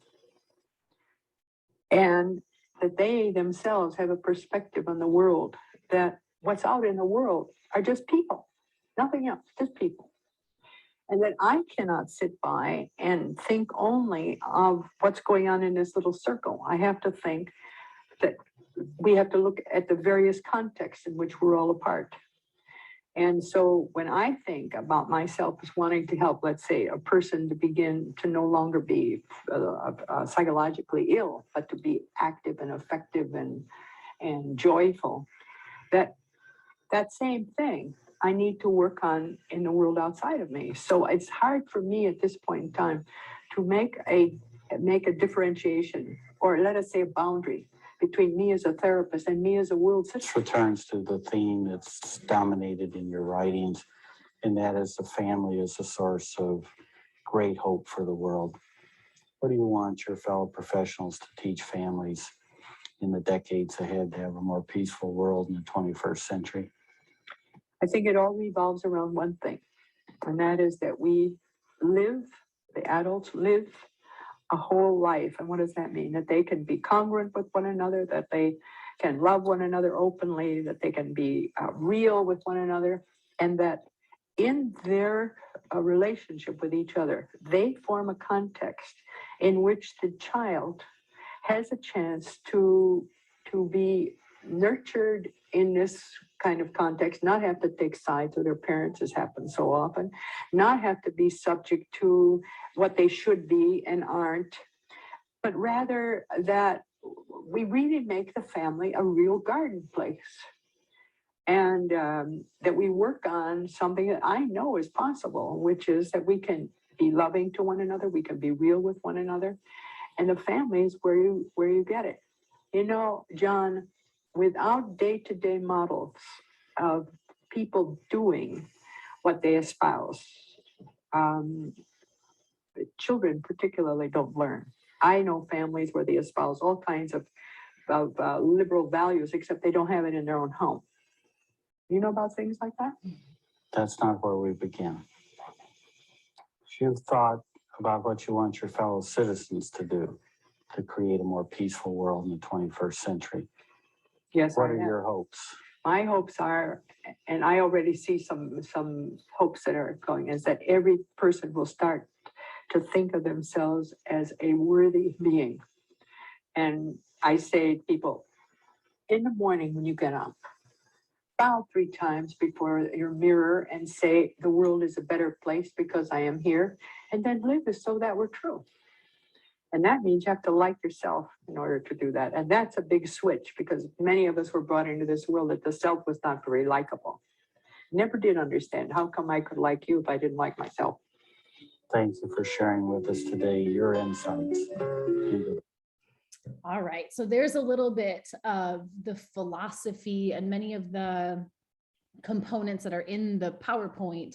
But I really want to take a moment to show you Satir at work. So we'll take a few minutes to see what her philosophy, how it translates into her professional work.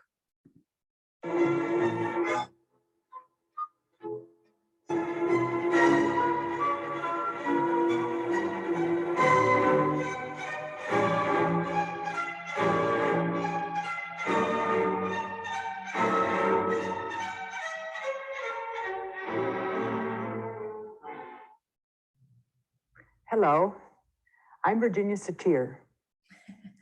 I would like to give some added information and a bit of theory to help make the interview that you are going to see more meaningful. Behind me, I have what I call the universal family map, based upon the primary triad. 3 individuals, which you will see I treat in terms of developing their self-worth. 3 dyads, which are the pairs in the family, and the triads, with definition of a triad is one person looking at the other 2. And I recommend that as you see the interview, you watch for the different ways that I use this. Now, the special family we have today is made up of the following people. Richard, husband and father, 53. Mary, wife and mother, 56. And their 1, 2, 3, 4, 5, 6, 7 children. Vicky, 34, who is in the studio, who is also married. Rick, 32, who is not here. Marcia, 31, who is here in the studio and who is also married. Angel, who is a stillborn child. Michael, who is 29 and is wearing the symptom, the drug addiction. Cindy, who is 24, and Stephen, who is 23. They are not here either. I just want to share one other thing with you. Whenever I go into a family, I go as though it were the first time, despite all the things that I know.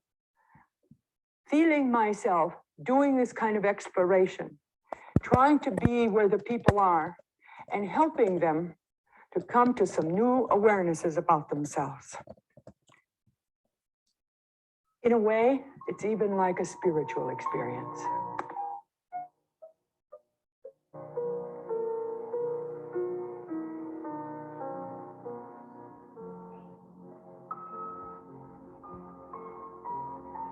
During the early part of this interview, the family shares their grief in relation to the death of Richard, mother's brother, and a much-loved uncle of the children. As we open, the father in the family is continuing this dialogue with Virginia. So we'll just I watch feel a so few many minutes to tears see her right now. style. Welling up in me as I feel this loss that you. Well, the loss is, it was an unfair loss, if there is such a thing. What does that mean? Because he had such a zest for life and he had worked so hard all his life and just got in position to where he could enjoy life a little bit, really. And he drops over dead, which we had no control over, but it was, to me, it was a very unfair. Why? It was an unfair death, if there is such a thing. In other words, from the standpoint, he was just getting to where he'd made a little bit of money to where he could slow down and not work 18, 20 hours a day. He farmed, he worked another job. He was a hard worker, very successful. Just got himself in a position where he bought a boat and bought a trailer home and dropped over dead before he got a chance to use it. It was sudden. It was just, So a sudden, shock. so That nobody expected, I guess. He was young. You don't think. He was young. He was only 48. Only 48. Yeah, so you had to deal with something right now that was almost inconceivable, and I still feel it's hanging around. Sure. Mary, are there any of your sons that remind you of Richard? Either in looks or anything like that? I don't think so. You looked over at Michael. Is there anything in Michael that reminds you in any way? Richard had a temper to a certain extent, and he's got a temper. Well, you may think that maybe in some ways it's odd what I'm doing. Right. But I know that there are often shadows in families when there are problems, that there are old griefs, that there are old angers, there are all kinds of things around that are active, but people don't know how to talk about them.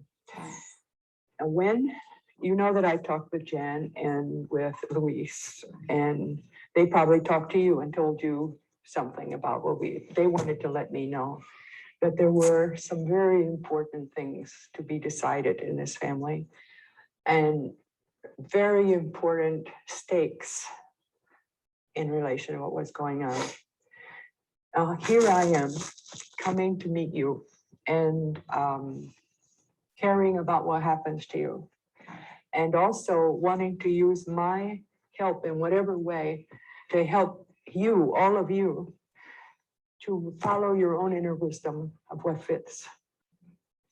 And so I'd like to know right now, if you could each tell me what at this moment in time you would like to have happen, this moment in time, where you would like to put your energies in to having something happen. And I'd like to ask this from each of you. Could I start out with you, Marcia?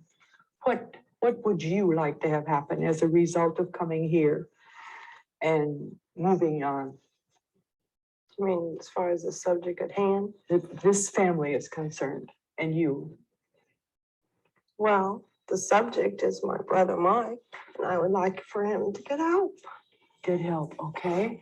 Now, tell me what kind of help you'd like him to have, Marcia. Professional help to help him get off of the drugs that he's on and get better. Okay, have you told this to Michael? And maybe not in these direct words, but I have mentioned them, yeah. Okay, would you change places with each other, please? Would you sit, Vicki, where Michael is sitting?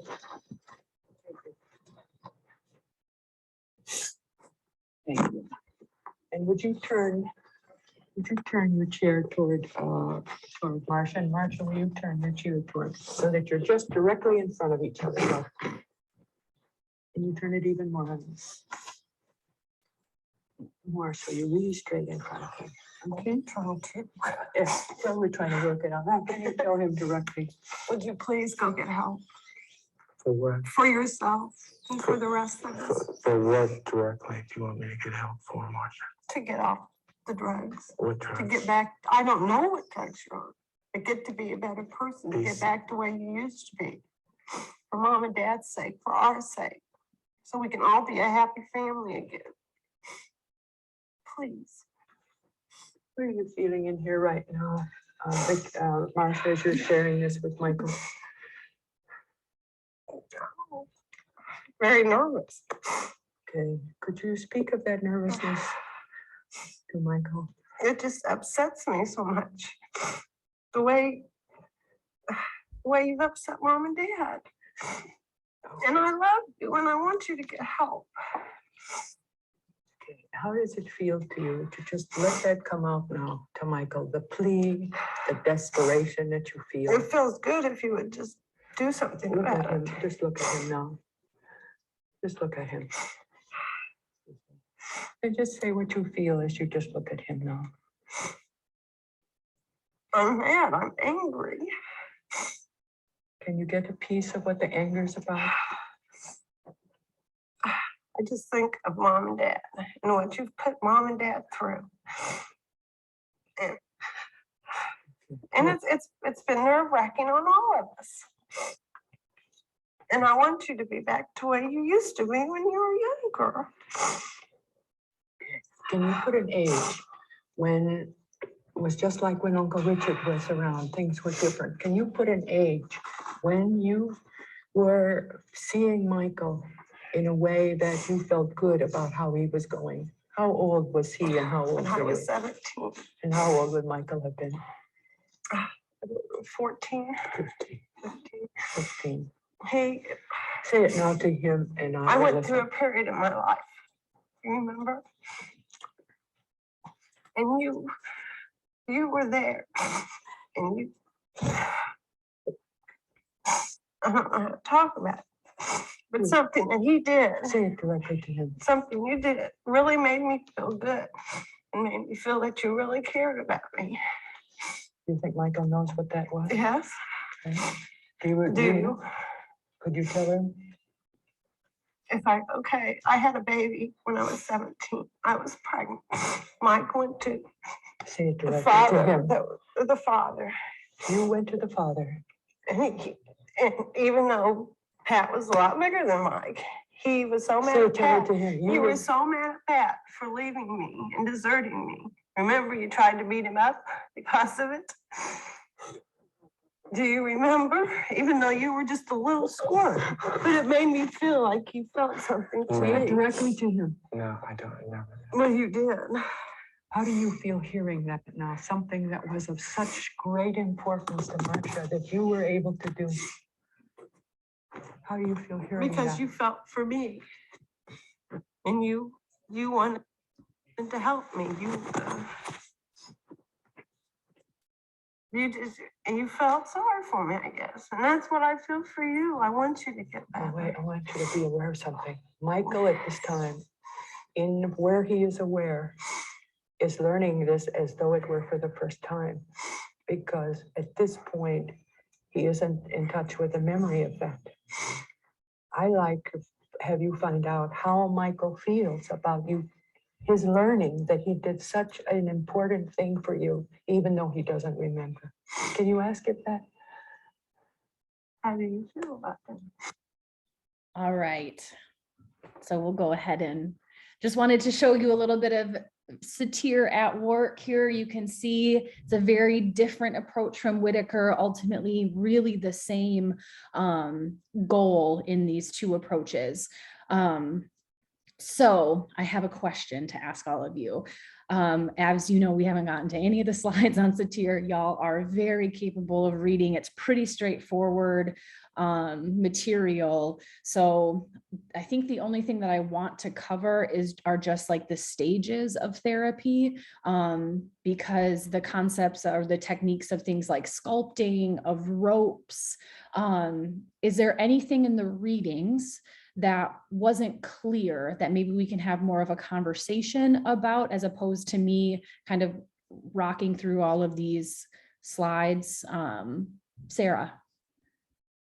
Yeah, I have a question because I actually like Satir, but I feel like so many of the interventions require so many people in the room, you know, like when you're doing the sculpting or, you know, the ballet and all that other stuff, like the placator and all this. And I'm just trying to think like, how would you do Satir with like just a couple? Or do you, it feels like for so many of the interventions, you need a big family to be present every time. So I don't think, I know that there were kind of numbers on it and stuff like that, but can you guys hear me? I'm having some like feedback. I don't know if I'm having connectivity issues. But you really are working with who you have. So you could do sculpting with two people because really remember what you're looking at is like distance between the two people. You're looking at like a physical representation or physical manifestation of hierarchy. Like, is somebody big and like taking up a lot of space, and then I'm small and very far away? And so what would it look like? And then getting that perspective from the other person. And then how would you like for this to look different? And then at the end of the process, it's this cohesive sculpting, right? So you have these two perspectives of where they're at now, maybe where both people or all people would want it to be. And then you create a like a system, a team sculpt. Same with the ropes, like where it's a physical representation of the interconnectedness of the members of the system. Even like the parts party, like those people, they don't have to be physical people that are in the room. Those could be like a name written on a piece of paper that represents some portion, like some part of the system.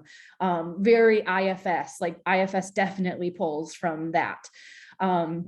So yeah, Sarah, you don't need a ton of people to do this. You're really working with who you have. And then there might be like an opportunity to have a person who's not there still be included in some sort of representative way, where maybe they're like, I don't know, somebody brings in a doll or they have an empty chair or something like that. Yeah, in my master's program, when we were in, it was some sort of family class. And so when we were going over this, the whole class got in and we would sculpt each other's families, and it was really interesting and really insightful. And you got to know so much about the individual's family and how they feel and how all the moving parts work. And it was really helpful. Yeah, absolutely. Any other questions? I have one question concerning, I know Satir uses touch a lot in her, even in the video. Yeah. We can't do that today, right? In our sessions. You can, you just have to ask permission. Oh, okay. A piece of, one aspect of what I do is sometimes I will touch you. You can even integrate it where you ask permission to touch, but it's not off limits to be tactile with your clients. Like you can hug them and do all that kind of stuff. I think there's a little bit more of a focus on consent, and just like forewarning that this is something that's going to be there. And she very well may have said that like in her informed consent or something like that. But yeah, go ahead. If you want to touch your clients with their consent, go ahead in appropriate ways. Like I'll be honest, when she touched her stomach, I was like, whoo, she's really in there. But that was Satir. George. Yes, it was Satir, and it was a long time ago, and maybe some of my female colleagues can touch a client, but I've got to tell you, for a guy, there are huge liability considerations, even with permission. And that may be so for women as we begin to experience a greater range of sexual acknowledgement and expression. So beware, even with permission, I would say.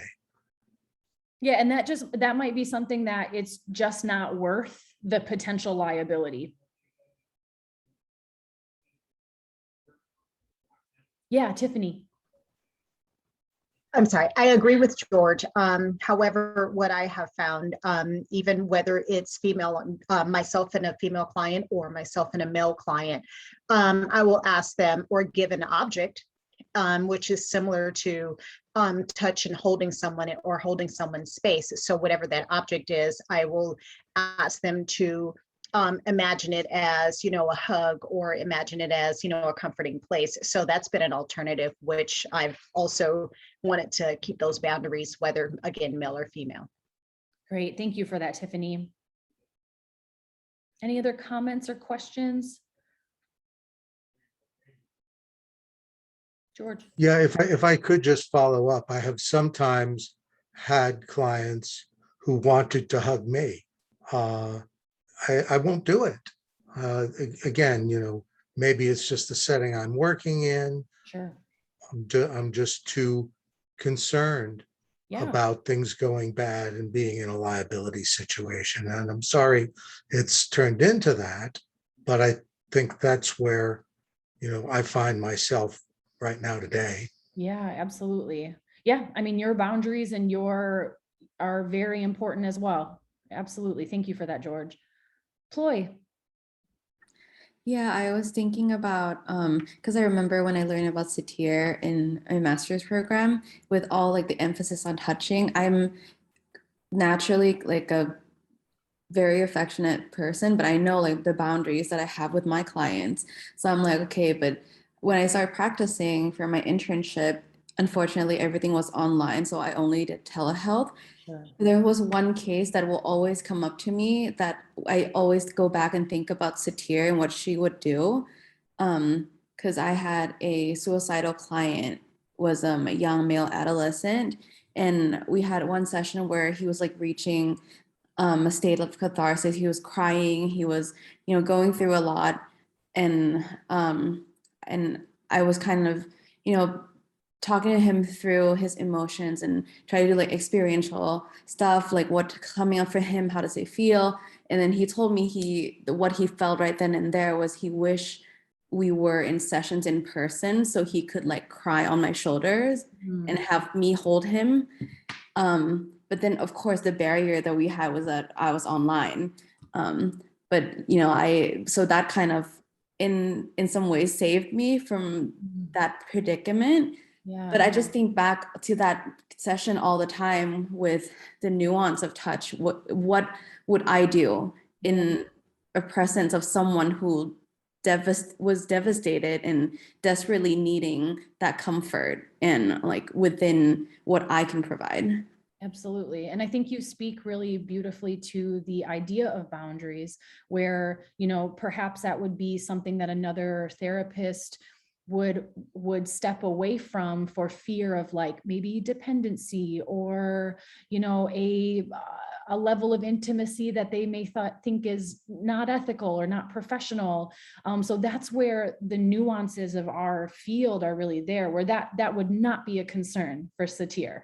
Like that would be something that would be openly available, and that because she's meeting her person with a person, and that is something that she was willing to provide. So thank you so much for that example, Ploy. Yee. Yeah, I just have one question regarding the difference of Satir and Whitaker, because in Satir, I think she talked about the seed model and the hierarchical model. It gives me the idea that she kind of didn't like the idea of hierarchical, like even in the video. But Whitaker talk about, you know, like the rules, subsystems, hierarchical. So yeah. I'm wondering, like, is that a difference between them and how that make a difference? Yeah, so the distinction is the hierarchy of structure. So Whitaker is talking about like the parents being in charge of the children and providing that structure and having those subsystems. What Satir is talking about in terms of hierarchy is that no person is inherently more worthy or valuable than another. So it's more of these characteristics within the person. So there is room for a hierarchy. So that, I mean, that's the seed model, right? That parents are in charge of providing a space and meeting their children with curiosity and building their self-esteem, like with the recognition that parents have a large influence and they're a model for that as well. But when she talks about hierarchy, she's talking more about like societal hierarchy, where it's like, oh, so is a person who is a billionaire inherently more valuable than somebody who lives paycheck to paycheck? She would say absolutely not. Is a person with these physical characteristics inherently more valuable than another person because of their physical characteristics or some aspect of their identity? No way. So that's what she means by hierarchy, is that meeting a human and seeing inherent value in just who they are and what they bring. That's what how she wants people to meet.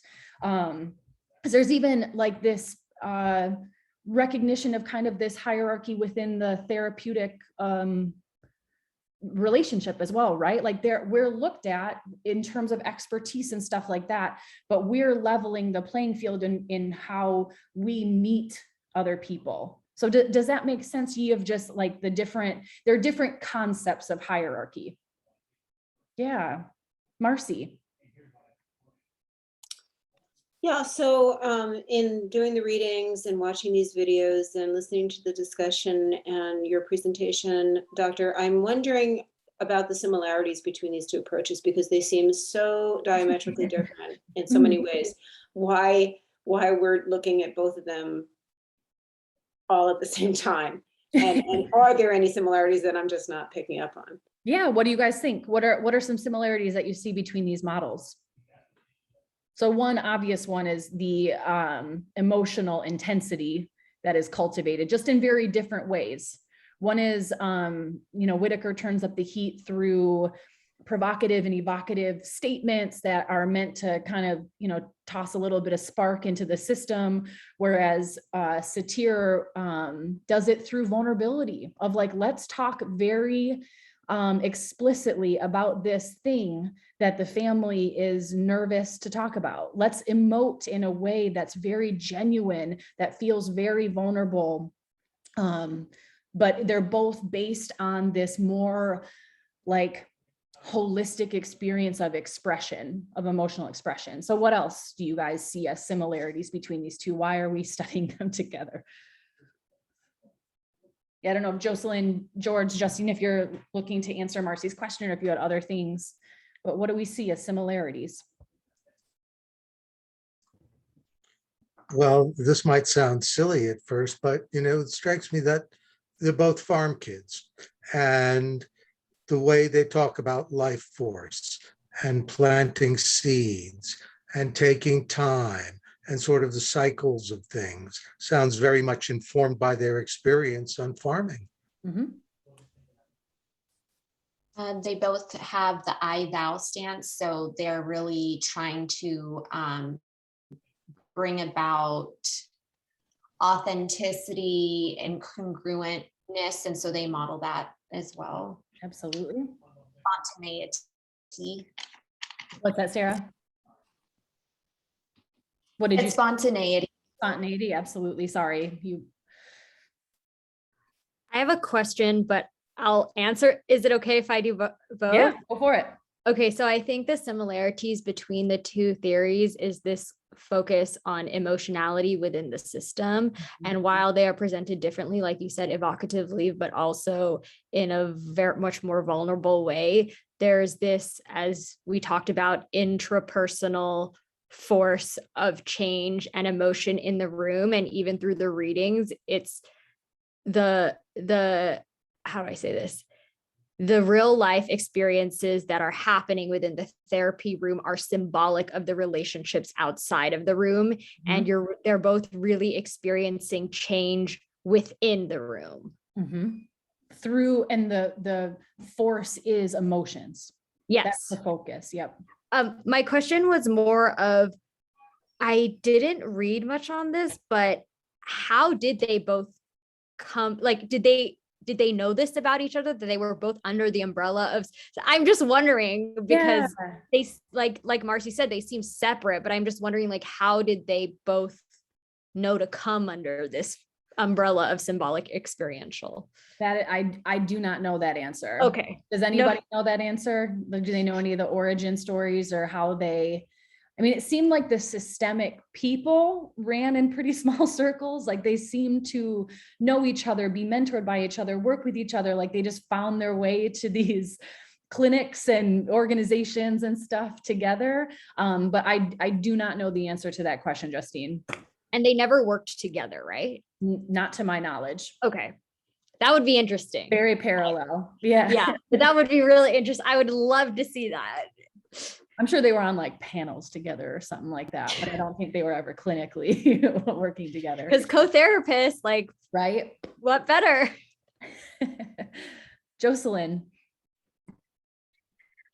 So one of the things that really sticks out to me in a vast contrast to one another, but yet they still do it in their own way, is exemplifying fearlessness, where Whitaker seems to practice fearlessness himself, right? He himself will practice vitality.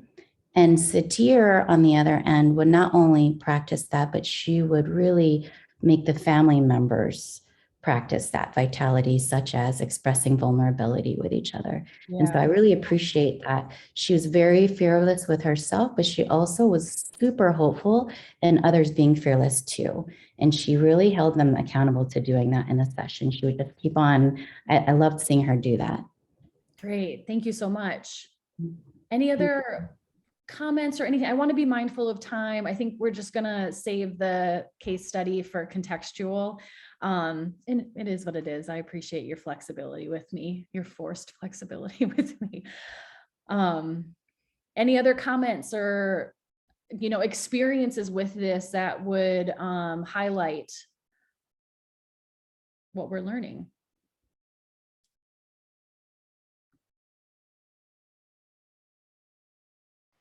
I think I just also, and I love experiential therapy. Like I am a very experiential therapist. And I think what also sits with me is just like the experiencing things in real time and being able to experience like the emotions that come up and kind of the elements of psychodrama and how powerful that can be. Like how, Satir kept directing them to talk to one another in session. And I think a lot of like couples work is really grounded in this, right? Like, EFT and PACT, just to name a few, and really having them actually have these moments and have these conversations in real time, even when the therapist is feeding the lines. It's surprising how powerful just hearing what needs to be said is, and how like physically and like having an embodied experience. Yes. And I think another thing that you're highlighting here, Courtney, is a similarity between the two of this like refusal to intellectualize. Like there is not room for that here. We're going to say this, but we're going to experience what we're saying. So there was this real permission to sit in what they were saying and to have a like very holistic kind of whole body recognition of the weight and the connection of what they're saying. And Marcy, Sue Johnson was heavily influenced by Satir. So, EFT is an extension of the experiential approach, a mix of MRI, Satir. I think it also speaks to the power in trauma processing. Sorry, my dogs are losing their mind. Perfect timing. But just like the different parts of your brain that are engaged in intellectualizing something, right? Like your fully prefrontal cortex versus actually feeling something and being able to have those reparative experiences, it like with your actual limbic system, relearning what is safe. And being able like, oh, you are allowed to feel this feeling, because if you don't, it's just going to bottle up. Absolutely. Whereas if you're intellectualizing it, you're not feeling anything. Yeah. And specific to trauma is emotion-focused trauma therapy. So it's a direct extension of what we're learning about here. Absolutely. Adelina. I like to both depathologize like symptoms, or like, oh, this he's wearing the symptom, or and so it's really nice to, because it's always like that identified patient, like everybody wants to like have them stop whatever they're doing, but this is, so I really like that about both approaches.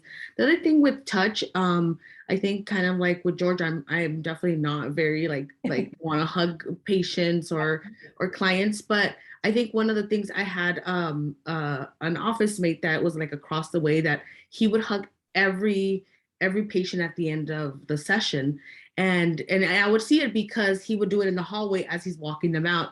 And so and I asked him, I'm like, hey, like, I noticed that you hug all your patients, and I think coming from a lot of my early experience with kids, so they're like, oh, boundaries and stuff like that. So he's like, Adelina, he's like, sometimes people just need a hug. And so it was really, and he's retired. He's like, many years in the field, but it was interesting because he's like, sometimes just people just need a hug. So it was that just made me think of like just touch and kind of what he would do. So Great. Thank you so much for sharing. Justine. I think on a multicultural level too, although the theories don't set out to do this, the idea of the universality of feelings can be expressed through different cultural contexts and be brought into the room, if that makes sense. Because in the theories we've worked with before, even though Whitaker in that video had a very interesting stance towards disability, it's very focused on the family as a hierarchy and the units that emotional systems would exist within them. But even bringing that emotion into the room here, like I could totally see in the video they saw with Satir, like bringing in the emotion maybe with gender differences or racism or discrimination, because it doesn't become part of restructuring the hierarchy, but allowing individuals to feel their emotions within the system, and all those things can be brought in. Yeah, and the theory with Satir is that the more that you can be yourself and are accepted by others, and accept yourself, it builds self-esteem. So essentially what she believes is kind of the driving force for difficulties is low self-esteem. So this is one of the ways to, like, showing up as all of you and being met with somebody else who is all of them, that has a direct positive consequence on one's self-esteem.